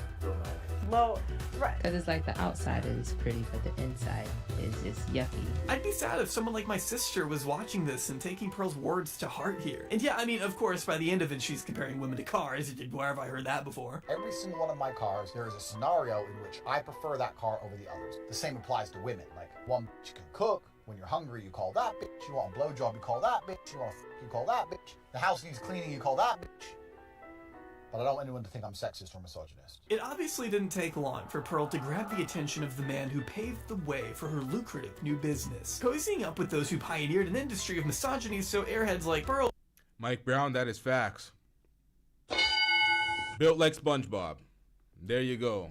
Could come along and steal the show by ripping all of their talking points, which in turn just boosted her reputation even more. Out of all of Pearl's podcast appearances though, the most controversial came when she brilliantly decided to bring self-described white nationalist and I guess now advocate for child grooming Nick Fuentes onto her show, The Pregame, which I haven't talked a lot about yet because it is so painstakingly boring. Okay. What was I gonna... When do you notice a woman's looks start to fade? The pregame usually just consists of Pearl dragging whatever random women she can find onto a panel and strong-arming them into agreeing with her takes. I thought that she actually left the UK when that whole Auntie Jenny Cavi saga happened, when they were calling in clout chasing. She was supposed to leave the UK. I checked her channel like a day or two ago to see what the fuck's going on in her channel, because ain't nobody checking on her channel regularly. I'm here to double down. That shit is a 2-pack of ass. The fuck are you talking about? That shit stinks. And when I went to her channel, I seen the same setup in the same apartment with the same panel of folks, less clips, less editors, the pregame show 21 hours ago. 21 hours ago. So she's still there. All this fake news that we're coming back to America, we're X, Y, and Z, we're changing up the strategy. She's still there. And the views are rather dusty. What the hell? In accordance to your subscribers, wait, you only put out 6 streams in the last month? Is this right? Is this really how bad it is over there? She has all these clips still, but damn.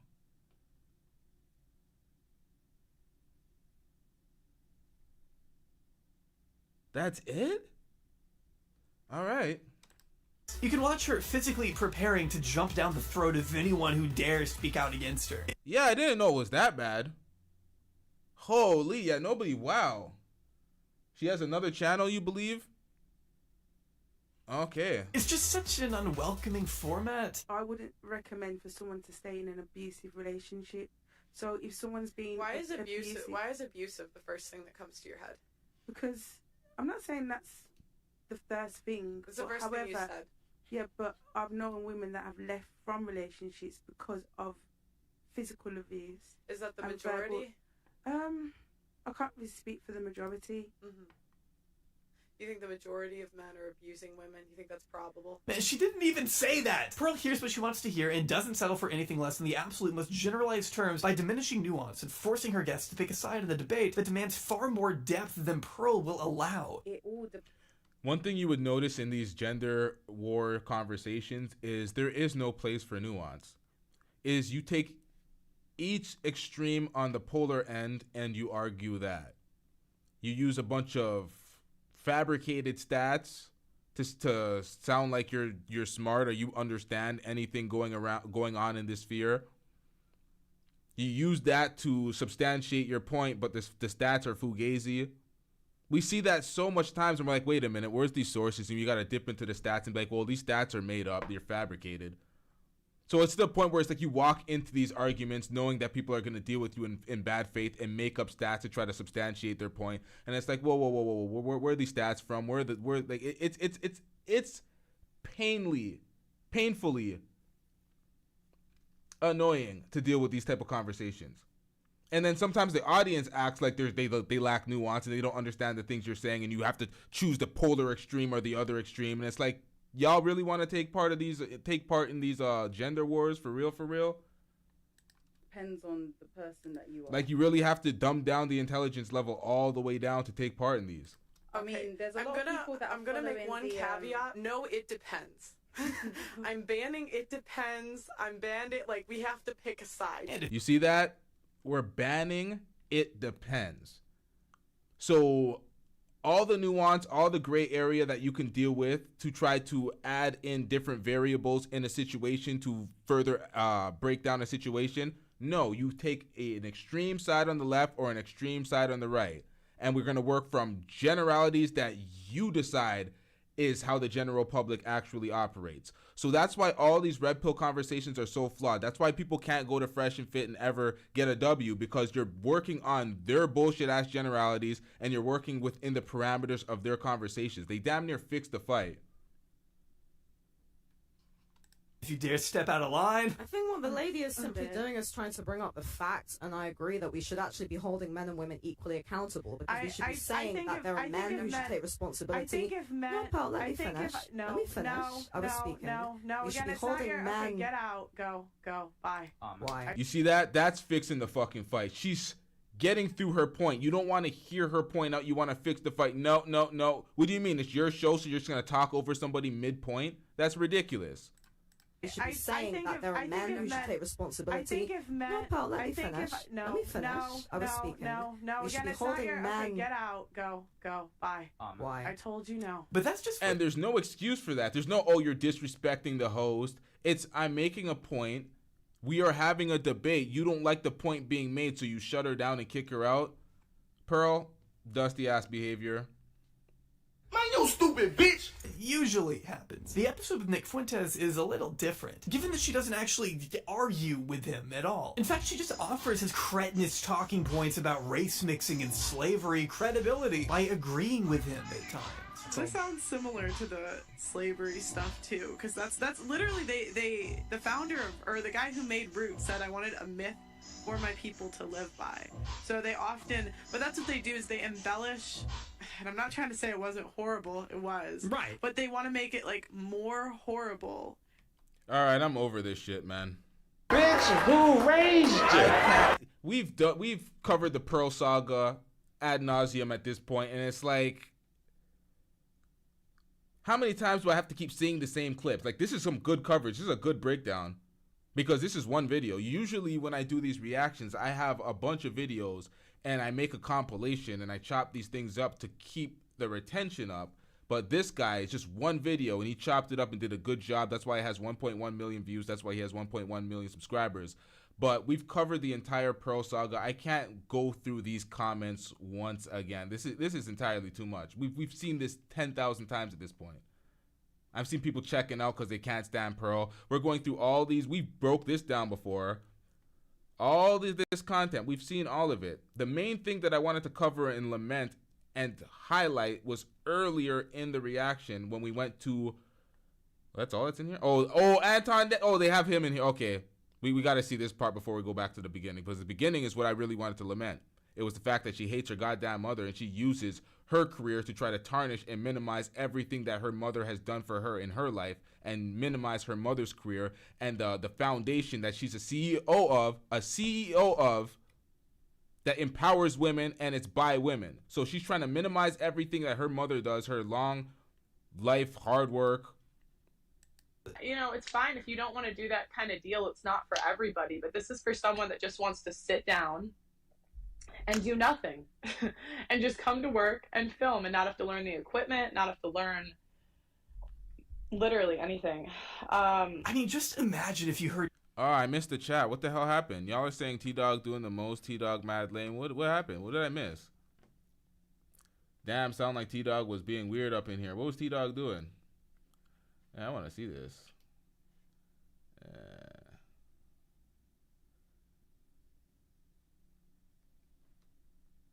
All right, yeah, this comment was weak as fuck, T-Dog. Shut your bitch ass up before I get to talking shit about you. Yeah, T-Dog's blocked, but he can still hear this. Yeah, T-Dog, what kind of dusty ass weak this is this, man?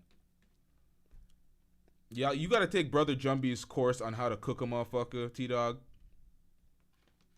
Your own boss talk that way about you. Turns out Pearl may be just as bad of a boss as she is a person. I could come up on here and put some personal stuff about him if I wanted to. You know, that certainly would not make him look good. But like, I'm just not gonna do that. Why did he turn against you? I've just found that the bigger I get, it's just like people kind of turn when they see an opportunity to like make money or. What an entitled, narcissistic response to that question. He turned around and left when he realized he could be doing better without you. You are the one pushing people away, Pearl. I'm looking for people that, like, I worked a year and a half for free because I just wanted it. You know what a predatory deal is? A predatory deal is a 7-year contract. So the time limit is what solely determines what's predatory? Yeah, what the hell is she talking about? So if it's 3 years, it's not predatory, but the same deal under 7 years is predatory? What? Man. Shut your bitch ass up before I get to talking shit about you. That's facts. Whether it's tailor-made, that's facts, T-Dog. Learn the goddamn rules. Learn the rules! 3 years or 7 years, it's still too long to adhere to such an unbalanced revenue split. Once again, you're avoiding the point of contention. Every person that I have is making more than they made before. So it's like, it's just really frustrating. Well, you know what I tell you all the time. Fuck the bush, stay above it, and get back to fucking work. Do the thing that you are talented at. Yeah, the rest of this video is just this guy giving her advice that includes making her employees sign NDAs next time so they can't speak out at all. Remember, we covered this. Anton pussy-ass Daniels caping for Pearl. I've seen him do it. These people sign to where they can't talk about the terms of the contract if they want to get into contract negotiations with you in the first place. Learn from your mistakes and then go from there. But the part that Now, this video has 1.1 million views, Anton. The whole world sees you caping. There's no revisionist history. There's no hiding this one. Oh, yes. The camera loves your nastiness. This is it. Nobody gonna work with me.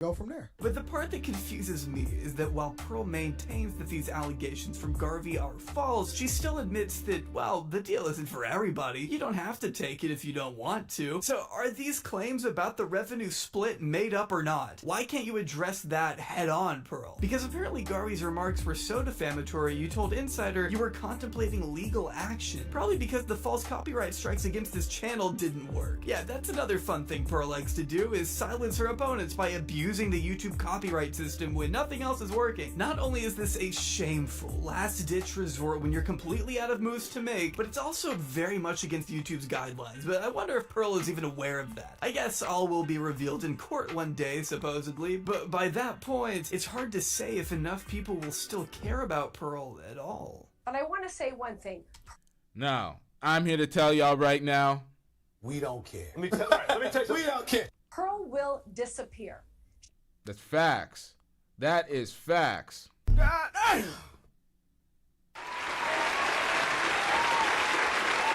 O'Shea, Duke Jackson anticipates that Pearl might be next.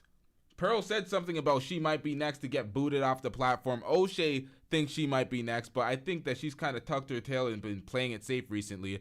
And by playing it safe, I mean dusting it up with the views, because she doesn't have enough visibility to get cut by YouTube right now. They ain't sniping people that are irrelevant and dusting it up. And y'all said that she had another channel. Her other channel, she hasn't uploaded in 3 months. So, that's not the reason why her views are so dusty. She will disappear, like many others before her, because this is something that's just a moment in time. She's like a train wreck. It's like a car crash. You know, for example, you know you shouldn't be looking at it, but you can't take your eyes off it. The fame that she has amassed so far is really pretty shallow, in the sense that Pearl's viewers only come for her talking points, not so much for Pearl herself. Her overnight success can be mostly attributed to the luck she's had in milking YouTube Shorts, but her actual ability to cultivate a grassroots community of people who care about Pearl as an individual is pretty much non-existent. I mean, she doesn't say anything inspiring or insightful. She only appeals to hatred and anger. The rotating door of controversial influencers has seen countless versions of Pearl come and go over the years, none of them really leaving any meaningful impact beyond whatever shitstorm they managed to kick up before their timer inevitably runs out. While her status as a reactionary darling may one day dwindle, the damage she inflicts upon her reputation now will never be restored. We've seen Pearl hit this realization a few times, when her closest friends began leaving her behind, when Ethan Klein held her feet to the fire, and when what you do on YouTube starts affecting your personal life and how your friends and the public sees you, like in your personal life, not the public, like the internet public, like the real, like your friends, your family, your social circle, really struggling today. Your friends, your family, your social circle, the friends that are connected to your friends, the mutual friends, when it starts affecting you like that, when Sneeko starts getting rejected from Christmas dinners, when Pearl gets unfriended by her actual close friends and her best friends airing her out, you got to reevaluate it at some point. Is the clout worth that much where you're tearing apart your life? Your community has no respect for you. Who do you lean on? That's why you see folks running around with folks like FouseyTube, other clout demons. That's who becomes your friends and your close family, because that's all y'all are willing to. Y'all are willing to dust it up and do anything for the views and the clout, not keeping in mind that this digital footprint is going to age. It's going to age horribly, And where's it gonna leave you? When Piers Morgan humiliated her live in front of a mainstream audience. All of these instances, mind you, have been a direct result of Pearl pandering to a community of losers who will absolutely turn on her the second she accidentally says something they don't like. Pearl has spent the entire past few years of her life tearing other— That is facts. Look what happened to Sneeko. Sneeko's trying to transition out of certain spaces like the Red Pill space, and his fan base ain't having it at all, because when you try to have a cult-like audience. Oh, let me get to the super chat real quick. Shout out to Win Loser Rug with the $5 super chat. I'm getting rich. Win Loser Rug says, let's wish Moxie a safe flight. Shout out to Moxie. Safe flight for Moxie. Safe travels, Moxie. Let's get it. Shout out to Win Loser Rug for, you know, being compassionate, being considerate. Shout out to you. I'm getting rich. Now, my dumbass should have known not to stop my point for the super chat, because now my weed memory is kicking my ass. I don't know what the fuck I was gonna say. Usually I could just rewind it a little bit for the reaction so I can get my point across, but I can't remember now. Safe flights to Moxie. Safe flights to Moxie. Ah, shit. What the fuck was I gonna say? of losers who will absolutely turn on her the second she accidentally says something they don't like. There we go. Sneeko fans turning on him by saying stuff. Nah, listen, Taylor. It's not a. I blame the Kush all the time. I'm sober as shit right now. That's why I'm fucking up so much. If I had the Kush right now, I'd probably be more wired and not fucking up in the show right now. But you always blame the Kush. But at the end of the day, I'd make this mistake high, drunk, sober. It don't really matter. Sneeko's fans they're trying to turn. They're not having the new message. You can't grift an entire space, have a cult-like audience repeating this rhetoric, and then you're like, you know what, this is bullshit all of a sudden.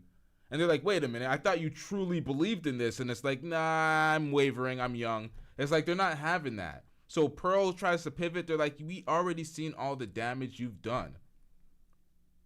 That's the problem with trying to do some fuck shit for the views, clout chase, not stand on anything solid. This is what happens to you.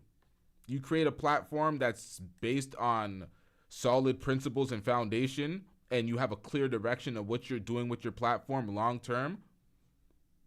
You're not going to have these issues because you're not always clout chasing. When the clout comes, it comes and it's there to stay. It's consistent. Once you hit a benchmark, those views are consistent. You're not dusting it up like Pearl. She's dying for a collab right now because these views are rather dusty. I looked at King Rich's channel, and that shit's a graveyard right now. Auntie Jenny is in the gulag. She's done. She pretty much packed it up. So it's like that whole operation over there it's destroyed. Pearl has spent the entire past few years of her life tearing others down in order to lift herself up, positing herself as one of the few good women left in society. But that strategy can only take her so far, because what happens when your audience begins to see through the hypocrisy of your own existence? Pearl doesn't live a life anywhere close to the one she expects from other women. She's unmarried, she isn't a virgin, she's hardly experienced or knowledgeable in any of the issues she engages in. She isn't built to last in the industry she's so confidently poured so much time and effort into. But I'm afraid that sooner or later, she will be forced to accept that her choices come with inescapable consequences. Pearl has made her bed, and now she has no choice but to lay in it. Assuming she can ever finish building it. Alright, so that was it. Shout out to Jay Aubrey for that video. Yeah, Pearl got cooked. Somebody said something about King Rich's. Ladies and gentlemen. Whoops. That was not the drop I was looking for. Yeah, King Rich's got his teeth fixed or some shit. Everybody's getting their teeth done. Did he get them oversized shits? Because everybody gets them oversized. Them things look ridiculous all the time. I don't know if he got them oversized ones, but nonetheless, I don't really give a shit. All right, shout out to everybody in the chat. Shout out to everybody that hit that super chat. Shout out to everybody that hit the Cash App. I'm going to now have a Cash App display where when y'all hit the Cash App, the comment also displays on the screen because I'm going to keep it a stack with y'all. All of the super chats and the Cash Apps get reinvested into the business. I'm going to keep it a stack with y'all. I take all of that and put it back in the business. That's the quick way to invest into the infrastructure and to get a leg up on the competition. So the ad revenue, that I'm not going to tell y'all where the ad revenue goes, but all the super chats and the Cash App goes right into the business. That's why we upgraded the soundboard. That's why I'm having some struggles because there's some new equipment, but we're going to take this shit to the next level. Definitely going to continue the call-in screens or the call-in shows, having folks like Brother Jumbie calling in, adding elements to the shows. Anybody's free to call in, just hit the link. We're going to still have those, but as you can see, as we continue to improve and invest into the studio, we're going to have more panels, in-studio panels with multiple camera angles and shit. So we're taking it to the next level. We're going to, I'm not sure if I'm going to have a full-time cast for another show because I have another channel, but we're definitely going to have more in-studio sessions of recording as well as the call-in. So we're going to have both. It's going to be crazy. We're going to continue to step this up because this is a long-term play. This is not no Pearl grift where we got to be looking over our shoulders from saying some dusty shit, putting ourselves out on a ledge. So shout out to everybody that, supports the show. Hitting a like button, that's a way to support the show. Hitting that subscribe button is a way to support the show. Joining the members is a way to support the show. These are all ways of showing support. I appreciate all forms of support. Shout out to everybody in the chat.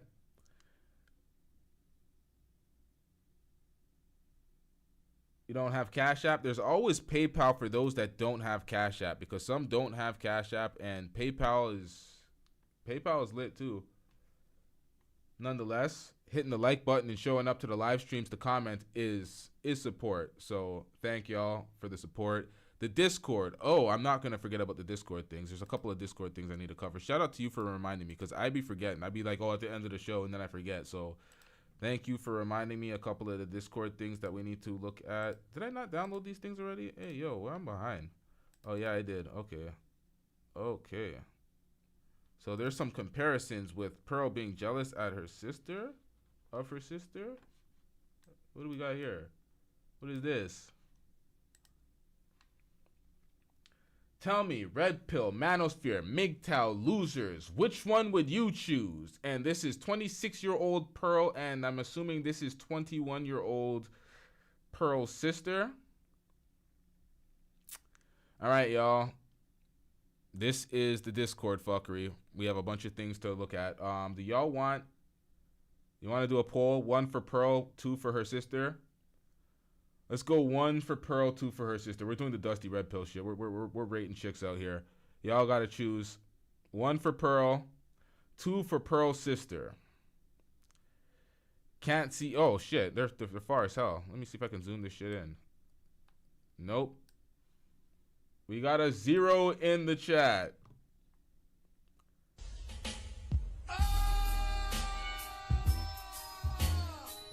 Yeah, we got 2s. Yeah, okay. Man, fuck this shit, man. I'm tired of this shit. I know y'all want to participate. I know I said I was gonna do the Discord shit. I'm not trying to do this shit. Y'all join the Discord. Y'all join the Discord to see the Discord shit because there's a lot of tweets and there's a lot of things exposed in there. I really don't care about Pearl and her sisters. That's why someone put a 0 and I'm like, I feel you. I feel you, chat. 0. We don't care. We don't care. We had to listen to Pearl for an extended period of time. We're pretty much burnt out of this Pearl shit. I feel y'all, chat. LTTV tried to do the Cash App, but your name wouldn't show up. The Cash App is right underneath me in my screen, right here. Y'all see on the screen? It's cash symbol Lyrical Threat LT.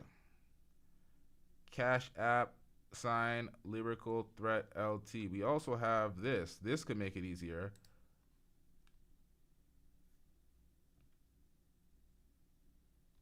We also have this. I'm leaving here with something.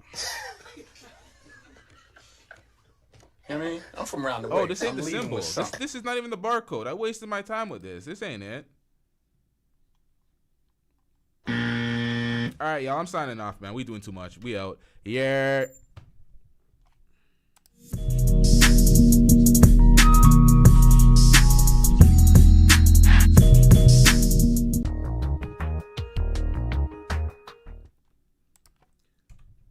y'all make sure you join the Discord. Somebody leave the Discord link in the description. There's always the post conversations after post live stream conversations in the Discord. Y'all join the Discord. A lot of the shit that Lee has been sharing, I don't want to go to waste. So y'all join the Discord. Evaluate some of the things that Lee has been sharing in the Discord in accordance to what we've just seen in the Just Pearly Things saga. If y'all want to see it, or y'all burnt out of Pearl, I'm burnt out of Pearl, so we out.